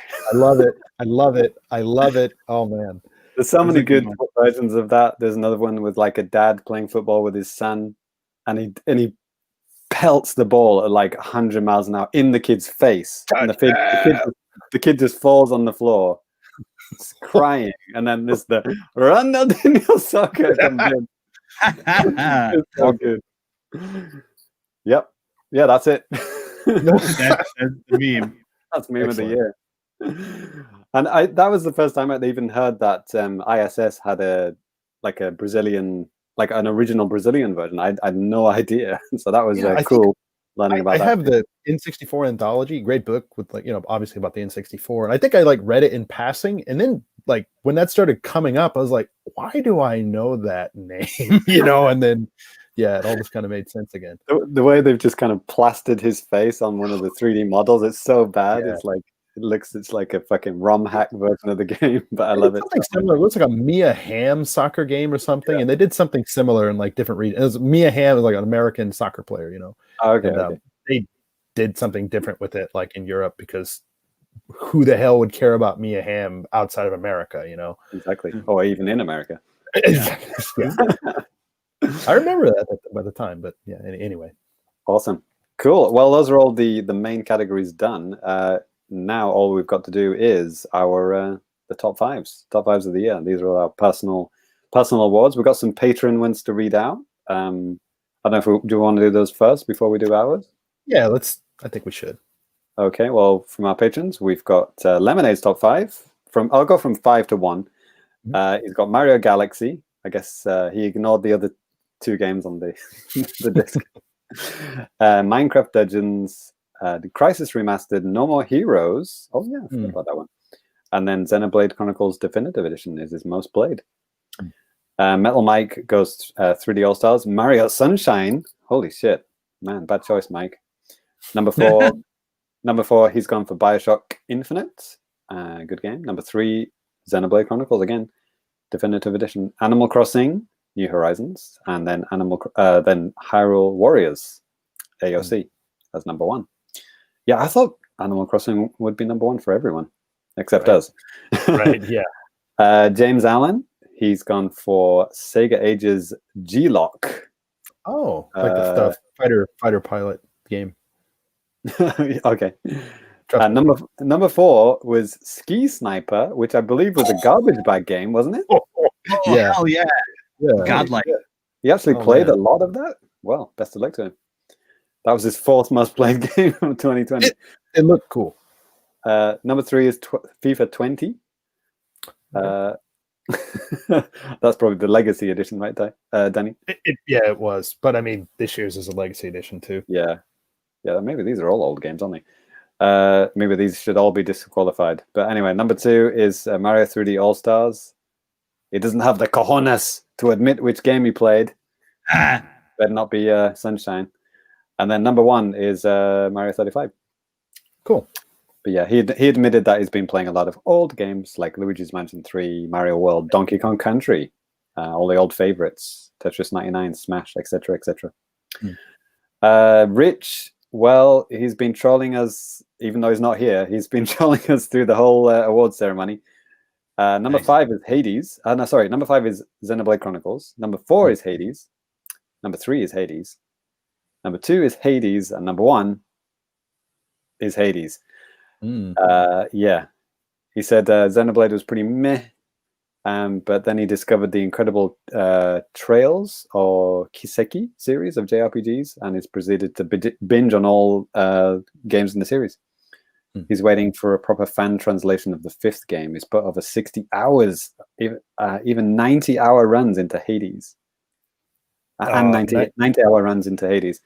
You never expected to love a roguelike, and it's absolutely incredible and deserves every ounce of praise it received. I doubt it will have the longevity of Diablo 2 for me, but it scratches the same itch. Also, if you like strong characters and incredible world building in your RPGs, you owe it to yourself to check out the Trails games, none of which are available on Nintendo platforms. Wow. Okay. Perfect. Nintendo Game of the Year. Friend of the show, Balls. He's gone for Picross, Mario Brothers 35, Clubhouse Games, Paper Mario, and 3D All Stars. And he has admitted he only played Galaxy, but he got 242 stars, baby. Well done. Good job. 10 years after me, but yeah, whatever. Yeah. Next is Top Ant. Friend of the show. Number 5, Hyrule Warriors. Number 4, Deadly Premonition 2. Ooh. Wow. Number 3, Animal Crossing. Number 2, 51 Worldwide Games. And number 1, Xenoblade Chronicles again. Wow. He's played over 180 hours of 51 Worldwide Games. Holy shit. Man. Good job. Yeah. And 185 into Xenoblade. Wow. I guess he must have had a lot of parties in his house. With Xenoblade? Yes, yeah. Get the family around. Come on, we're gonna watch. Yeah. Then Retro Rhino / Noel, he's got Deadly Premonition 2 at number 5. Lamalana 1 and 2. He's played 20 hours of that. Mario 3D All Stars. He doesn't admit which game, but 25 hours. Ease Origin, 30 hours. And Xenoblade Chronicles, 120 hours. Holy shit. Man, people are playing the shit out of that game, except us. Well, and we've got one from Chariot Goblin. He's not a patron, but he's always, God bless him, he always comments on our YouTube page. So I thought we should read his out. He says, great show. 2020 has been a hell of a year. It's also been an underwhelming year to be a Nintendo fan. Yeah, we're kind of realizing that through this award ceremony. But his personal game of the year is Persona 5 Royal, best RPG of all time. But he did play 3 Switch games: Hyrule Warriors, Hypnospace Outlaw, heyo, and Clubhouse Games. Thanks for all the great content all year. Happy holidays. See you in 2021. Yeah, man. Thanks, man. Well, yeah, Ty obviously agrees with Hypnospace. Yeah, I forgot about that game. Yeah.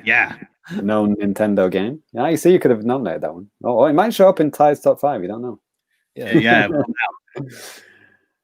Alrighty then. So yeah, let's go into our personal top 5s, guy. Do we want to do from number 5 or like go round robin? Yeah, sure, let's do that. Let's do round robin then. Number 5, yeah. Okay, well, my number 5 is not Hyrule Warriors. It actually just missed out in number 5. That was number 6. Despite combining my demo and the real game times, it didn't make my 5th. Number 5 is BioShock Infinite, the complete collection. That's the first game, which I somehow managed to complete in 5 hours. Seems kind of low, actually. Yeah, what it feels like I played. Well, it's about 5 hours, but 5 hours or more is like how it's listed. So it could be like 9. Yeah, it's probably 9 hours, 59 minutes. You know, I don't think I completed that game in 5 hours. Really short. It was probably like 9.5 or whatever the maximum of that time scale is. But yeah, I talked about that earlier in the year. I talked about how I was hyped for the 2K games being announced. BioShock was one of my requested games to be on the Switch, and it was. And then it came out, and I was happy. And I played it, and I loved the shit out of it. I think that's when we had Scott on the show as well. So it was nice. Yeah. It was nice getting some kind of like back and forth with Scott, because he's a big fan of that series, and me playing it for the first time. That was it was pretty special. It was good times. It's it's a beautiful game. Great story, great action. The DLC for the first game was which is probably why it's my 5th most played. Yeah. Try and guess what order the BioShock trilogy will appear in. It's all fun game. Ty, your number 5? Yeah, I have a question about eligibility. 2020 on Switch. If it was released this year on Switch, it's fine. Okay. Yeah. If it's a 2020 release on Switch, but I played it 5 years ago, is it eligible? Exactly. exactly. Okay. All right. So my last one. Okay. Well, probably now it'll probably be To the Moon. Ooh. Yeah. Even though I played it so many years ago, it's so good. You should definitely play. That's it. And that's probably all it takes to beat it. It's not the longest game, but it's like just right. It's a satisfying amount of time to play that game. Nice. And it hits you hard, you're saying? Yeah. Nice. Yeah, it'll fuck up your life. You said that with what was it, Catherine? Yeah, that game will also fuck up your life in a totally different way. I'm seeing a pattern. Ty likes games that fuck him up. Yeah. Danny, number 5. Yeah, my number 5 is Persona 5 Strikers, aka Persona 5 Scramble. Game that came out on the PS4 and the Switch this year in Japan, 2020 in Japan, February 2020. It's coming out February 2021 in the West in English, just got announced here recently. I played for a total of about 17 hours of the game. I did a review too, kind of based on performance and stuff like that. Obviously there are people out there that are way more into, the Persona stuff than me, but I would argue that this is a good starting point for those that don't know anything about the series, because they do a really good job at storytelling, basically introducing you to the world and like basically what's going on through like new characters that come into the story. So I thought that was really cool. I had a lot of fun with it. That's what I mean. And it's a long game too. And it's a Warriors game. But there's so much stuff in there that's like really RPG element-y type of stuff. And this is like a continuation of Persona 5. So like, I don't know. I just don't think you guys should sleep on the game. If you're disappointed by Hyrule Warriors, the new one, the Age of Calamity, definitely check this game out. There was a demo in Japan. Hopefully they'll have one before it comes out in the West.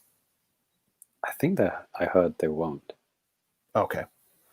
I hope I'm wrong on that, but I think I heard that. Yeah. Cool game. But James, sorry, bud. You're all right then. back. So yeah, it's on number 4. My number 4, very pandemic style game. It's Clubhouse Games 51 Worldwide Classics, which I played between 5 and 9 hours of. I don't know. Okay. But I played this with my family. Wow, when did this game come out? June, early June. Yeah, so that was like around about summer holidays, that kind of time. We played a lot of I played a lot of the online kind of Uno game, but then we played, like my eldest son really liked the Tanks game, which you can play online, but we played that together. You can do that with the split Joy-Cons. And just like teaching him lots of like classic games, like like dominoes and 21s and stuff like that. So it was good. It's almost like maths or something like that. It's like you're teaching about numbers, teaching about various classic games around the world. Yeah, it's like a cultural lesson as well, because they have a lot of they introduce you to the games, where they're from and stuff like that. It's kind of interesting. There's a lot to go through. I mean, I haven't played it recently. We're probably going to play it more around about the Christmas break that's about to come up. If we're allowed to have people over, I don't know. During this Christmas break in Japan, are you kidding me? As long as you're not like going to bars past 10 o'clock, you're fine, man. Yes, but we might have a coronavirus outbreak nearby, so that might affect things. Oh, are you saying like theoretically, or like there's okay? No, right. it happened. It's happening. So that may or may not happen anyway. But if it does, we're probably going to break out the Clubhouse Games. Hopefully. We'll all be in plastic, hazmat suits, but we'll enjoy Chernobyl level type stuff. Yep. Exactly. Ty, number 4.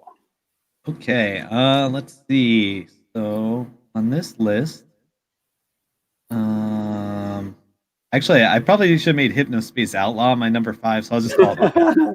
Since this is strictly my time, and I don't know the exact time, probably 10 hours. It's great. It's funny as hell. And I've played far enough into it that some big twists happen. If you're like at the exact age where you remember GeoCities websites, you should play this game. you will recognize all the archetypes. I laughed so hard at this game so many times. I love it. I'm gonna keep playing it. It does sound like a tie game. Absolutely. Nice. So yeah, there's that. Cool. Danny, you're what are we at to number 4? Yeah, so my number 4 was Super Mario Brothers 35. Put in about 20 hours into the game. Wow. Yeah, I think it's fun. It's just kind of fun just to sit down every once in a while and just play. So we talked a lot about it, so I won't go on anymore. But yeah.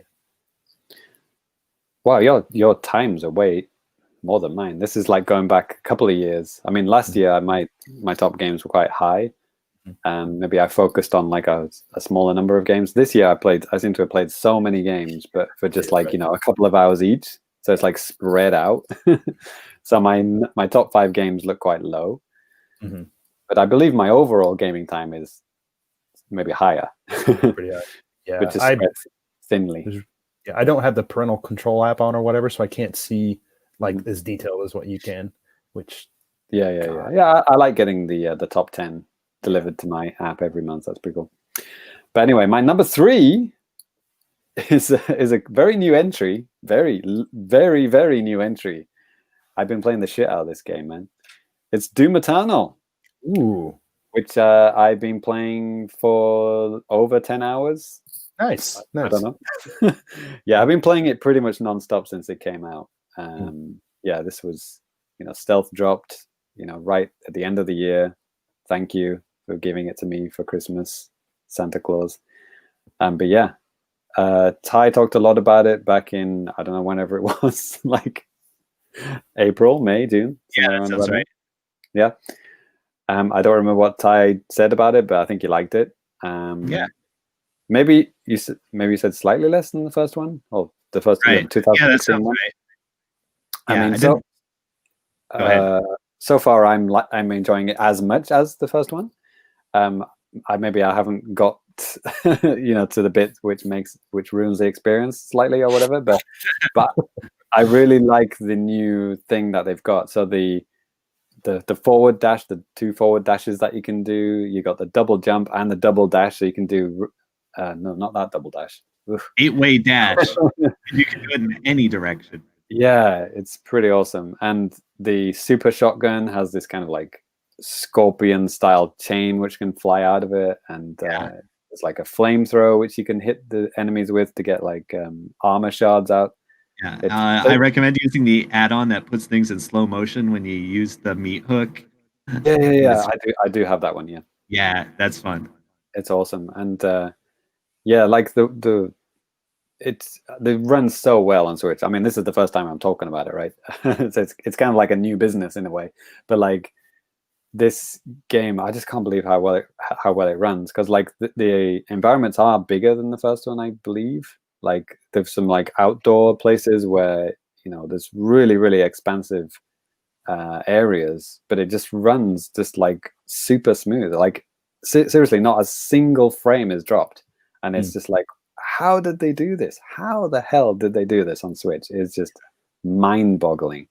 Checking your footage, it's really surprising. I mean, it really amazing. I mean, sure, obviously the resolution is way lower than the other consoles, but like it doesn't feel like they've taken too much out. Like it's like you got the graphical slider, you slide it all the way down, make everything look like an N64 game. It's not like that.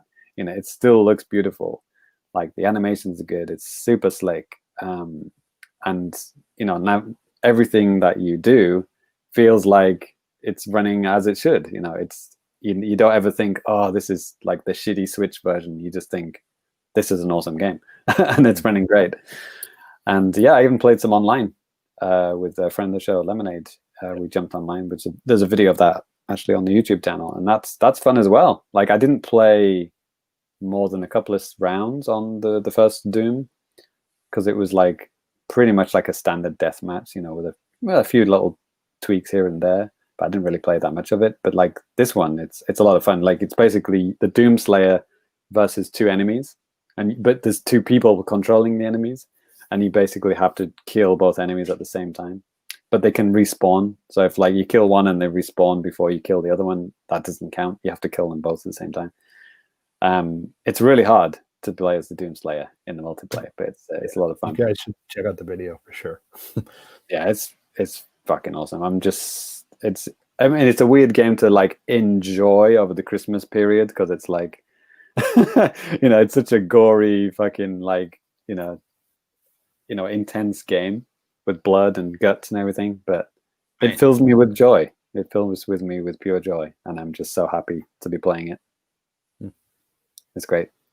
Yeah, it would be higher. I mean, if it was released last month or 2 months ago, it would be probably my number one game. But just by the nature of when it got released, yeah, it's my number 3.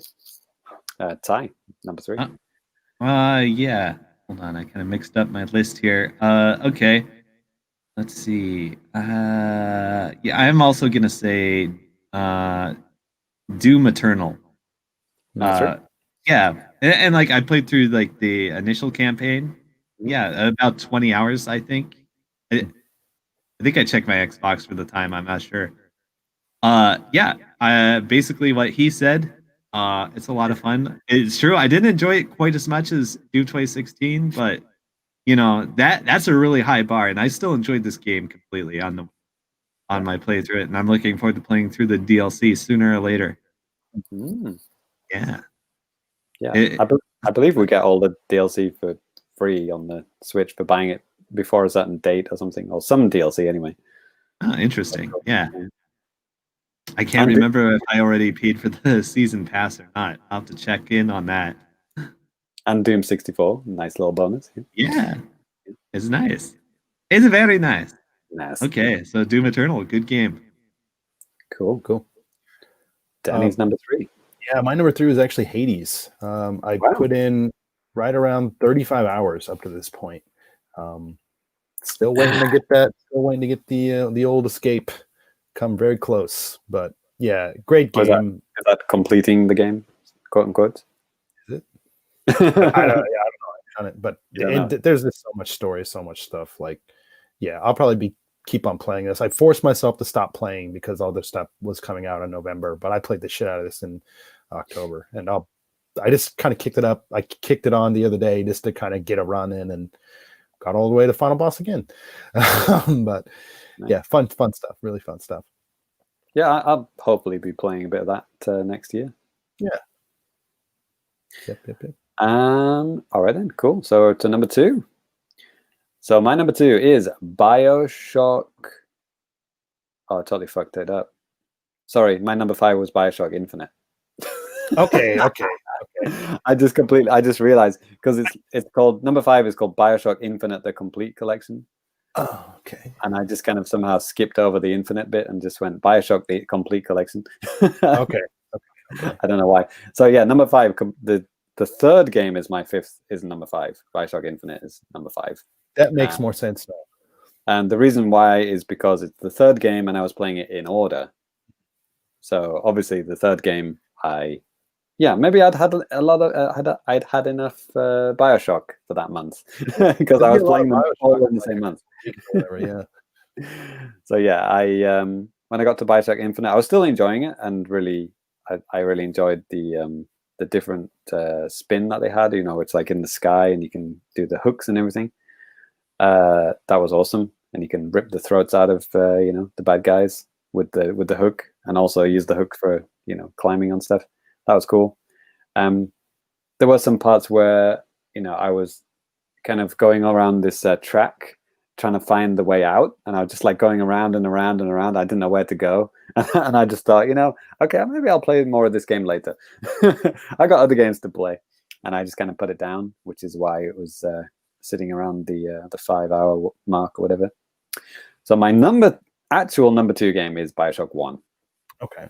Which I played for I don't know, between 15 and 20 hours, I guess. Yeah. And yeah, just copy and paste what I said 10 minutes ago. Now, there you go. Yeah. I'm not going to do that, but you can do that mentally. Everyone can do it just mentally. Yeah. So Ty is number 2. Number 2 is actually my favorite game of the year. Streets of Rage 4. Oh, nice. Actual game of the year. Everybody else is wrong. Actually, I think it did get a lot of acknowledgments from sites, but believe me, this is the best game released all year. And I put in 34 hours, which is exactly as long as it takes to get all the achievements. Well, you could have played it all through again, Ty. You could have deleted the save game and started again. Yeah, make a new Xbox account. Yeah, delete your Xbox account. There you go. Right. Or I can play Marvel, like try to get into speed running or something. Yeah, so it's so good. Buy this game. It's on Switch. Available now. Available now. It's on Game Pass. Oh. Awesome. All right then. Game of the year. Danny's number 2. Yeah, this one kind of it technically was a Japan 2019 release. It came out on December 26th, 2019, but it came out in Europe at the beginning of January. It still hasn't come out. It still hasn't came out in North America, and this is Brain Training on the Nintendo Switch. This is my number 2. I have played this game for 70 hours. I played it. I played it almost every day this year. Almost every day. There are some exceptions where maybe I forgot a couple days. Like this month, I forgot to play last Monday. And I was like, if you get a perfect, you get like a little star next to the month, literally a gold star. So it's like my incentive to do that, but I fucked it up. I've only done that twice, like this whole year. So, so this got released after the last Fammies. So that's why you didn't talk about it. Like, right? I was even when we were recording the last Fammies, I was on the fence about even like buying it, and then I wasn't even in Japan. Like I was in the States, for Christmas last year. And I was like, yeah, fuck it. Just bought it. Because it's a discounted price and stuff. It has full English support, even if you get it off the Japanese eShop, British English. So if you can understand what I'm saying, you would read that and still not understand what it's saying. So good luck to us all. So interesting. So technically a 2019 game in Japan, but in this year in Europe. It's like, I'm counting it because there is no way. What's the deal with it not coming out in North America? I mean, Reggie was fired. Why are these games not happening? It doesn't make any sense. I mean, well, one could argue like, well, this game should be on like smart devices anyways, like not on a fucking Switch. But that aside, it doesn't make any sense. Like there's a full localization. Nintendo of America is weird about stuff. They want to have their own localization for the American market. So, that's true. You know what I mean? Yeah. So like, it is absolutely true. But all right then. Cool. Well, by process of elimination, you could probably all guess what my number 1 game is, because I've talked about Bioshock 3 and Bioshock 1. Ronaldinho. Right, that would be awesome to just put that in there. Yes, it is. Bioshock 2 Remastered is my most played game of 2020. So that's pretty much 20 hours. The reason why that got the most play was because the DLC was really good. So like I think Bioshock 1 and 2, like the single player is probably around about the same time. Maybe Bioshock 2 is slightly longer, I don't know. But like after playing that, the DLC was like really, really good. It's awesome. Like there's loads of chapters to do, and they're actually good, and it's actually using new assets, new things that you haven't seen before. The name of it escapes me, but like everyone seems to know when you say the name of the DLC, people are like, oh yeah, I've heard of that.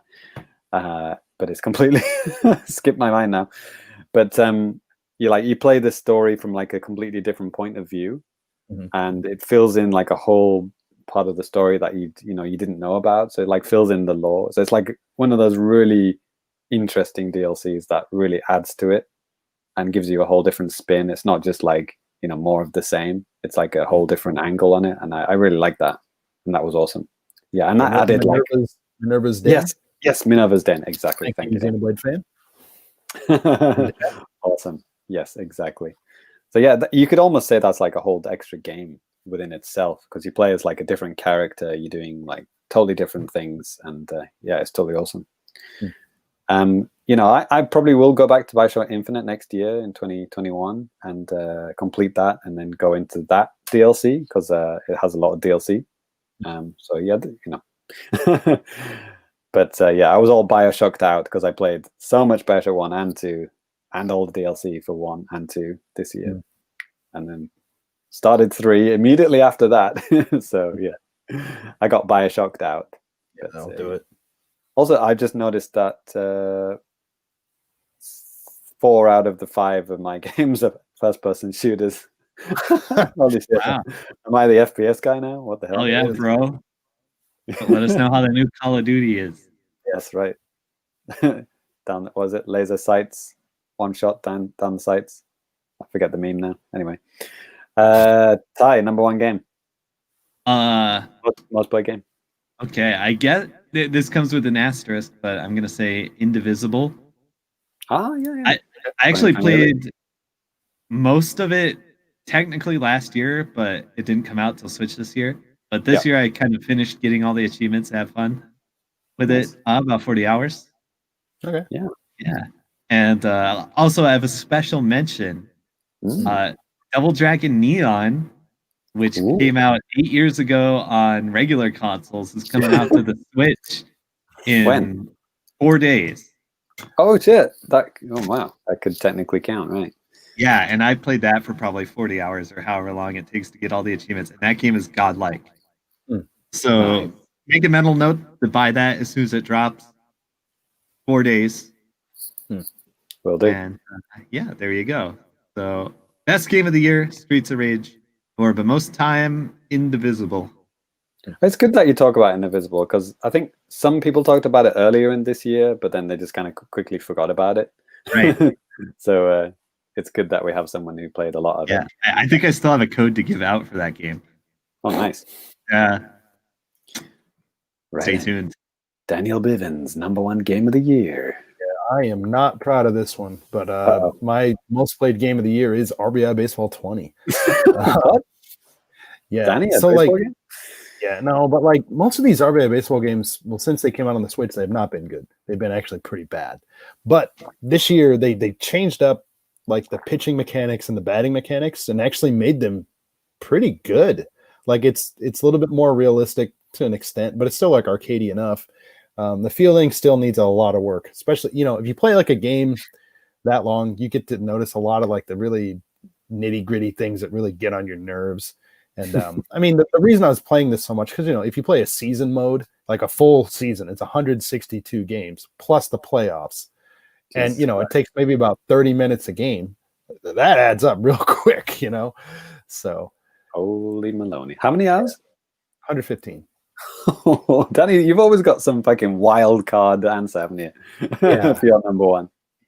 Yeah. So that's it. It was fun. I really hope the series doesn't just get canceled because other MLB games are going to be coming to the Switch, allegedly, MLB The Show and stuff. But it's kind of, they're going on the right foot.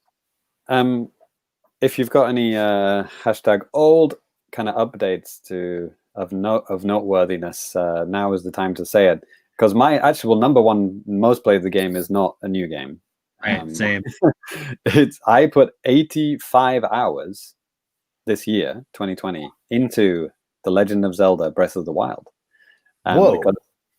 Yes, because I played 40 hours of that game, whenever I first got it, and I loved it. But then I just kind of lost my track. Well, new games came out. I started playing those, Splatoon 2, Mario Maker 2, those kind of stuff. But I never thought I'm never going to play this again. I was like, I'm going to go back to it. I'm going to get everything. And that's what I did this year. I think it was pretty much earlier in the year.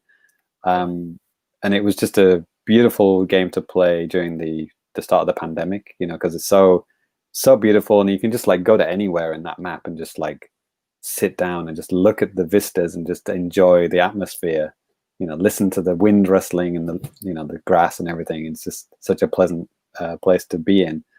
And and also I just had to get all the shrines, and then I got the DLC.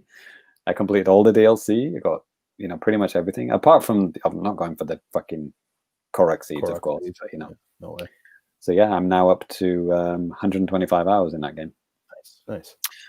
And then my second most played game of the year, again by a long shot, is another old game, Dragon Quest XI. That was one of my top played games of last year. I think it made it into my top 5, but I'd only played 22 hours last year. I've now put another 58 hours in this year, up to 80 now. So yeah, I completed that game, the second ending. So I'm into the third part of that game. I didn't go for the final ending. But yeah, I was satisfied with the second ending. And then, yeah, after that, not so much. I mean, I put 15 hours here, 15 hours there, Smash, Mario Maker, Asphalt, Valfaris. I completed Valfaris. Yeah. But, 20 hours into that, 5 hours here, 2 hours there, a whole bunch of games, just the usual stuff. Anything of note, Ty?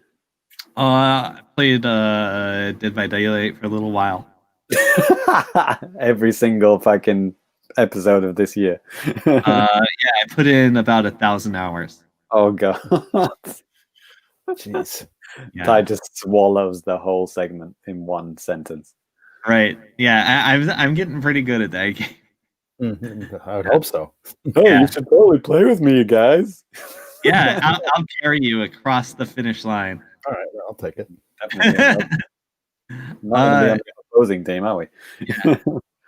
Yeah. I finished getting all the achievements on Xbox, and now I try to do it on Windows Store, and they're both getting updates with new achievements constantly, and I'm trying to stay on top of both of them. Wow. And it's a lot of work. Plus, there's the Battle Pass thing.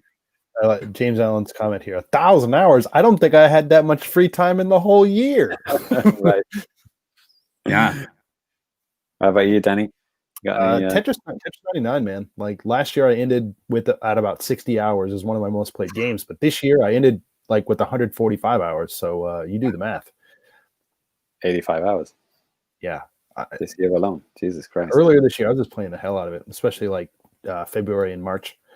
A lot.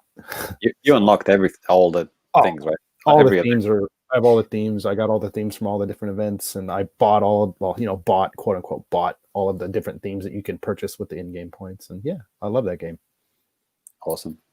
Yeah, maybe we can talk about more stuff maybe early next year episode if we want to go through more detailed stuff. Yeah.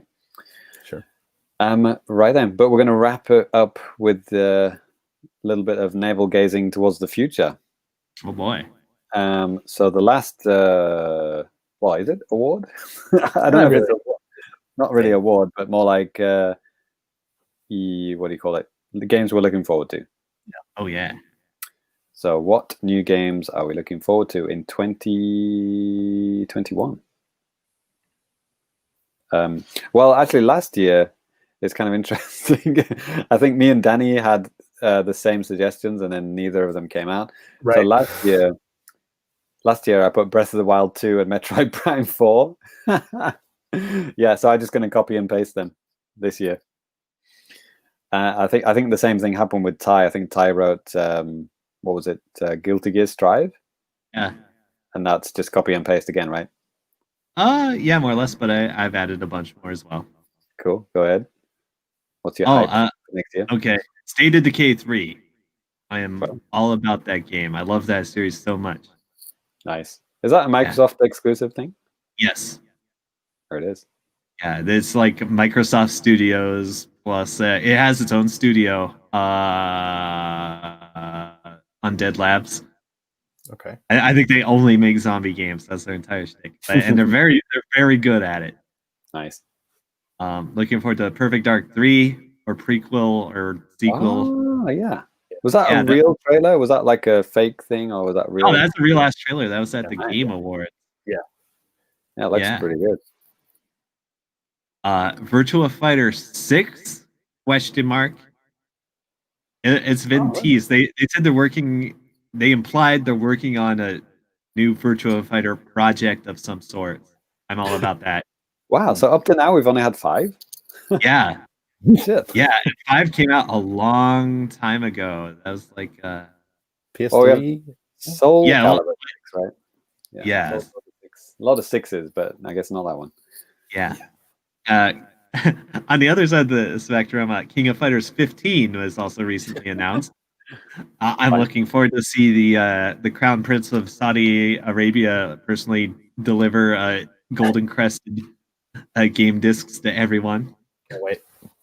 Yeah, if you missed the news, the Saudi Arabia Crown Prince now owns a controlling share of SNK. I saw that. That's weird. It is weird.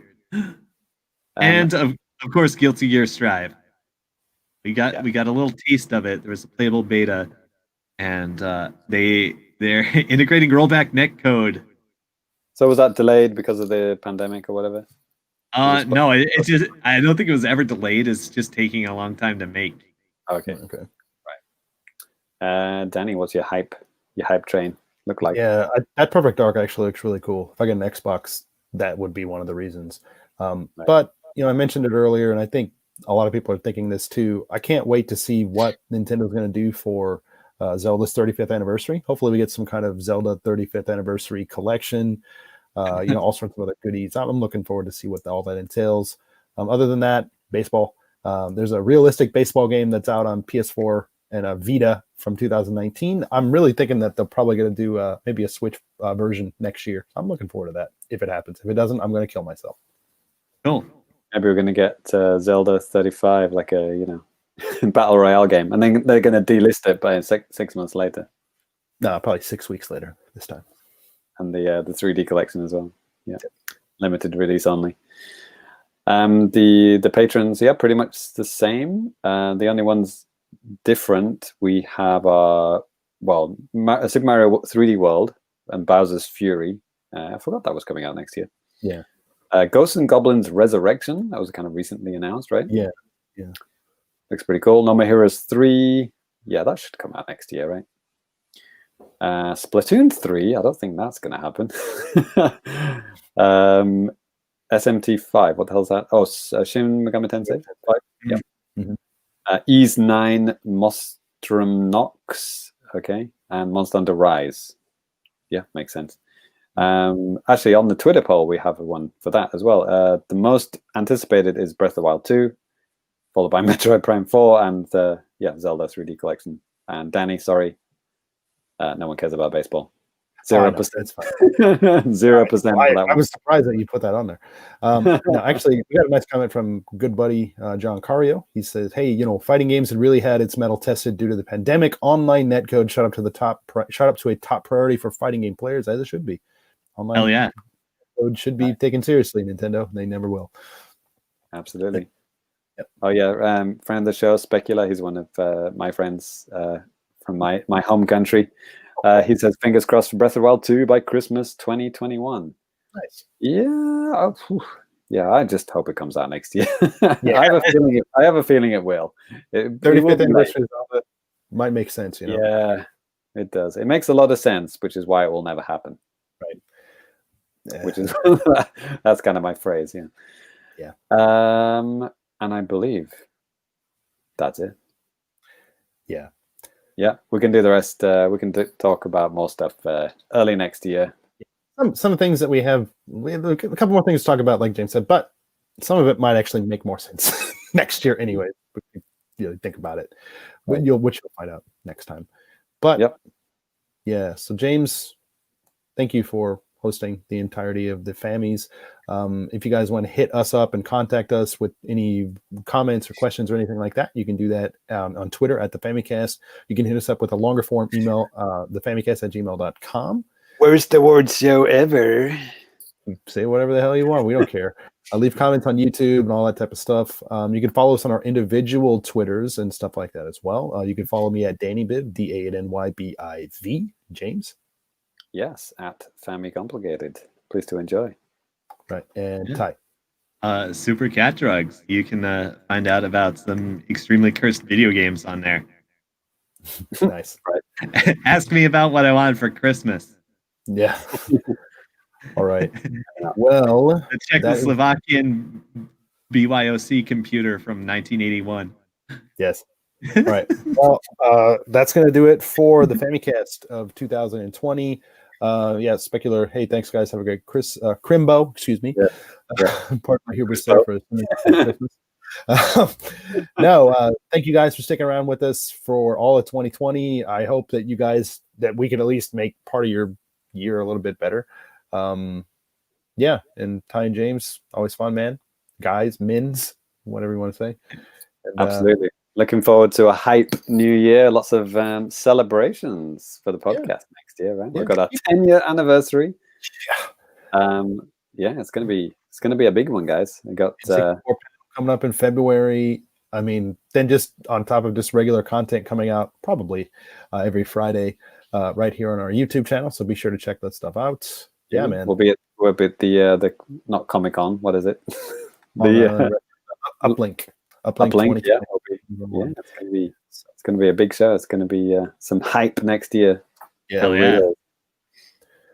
All right. Well, that's going to do it for the Famicast 188. Thank you guys for listening, watching, however you're consuming this. We will catch you next time. Peace. Boys. Happy New Year. I'm walking. Bye.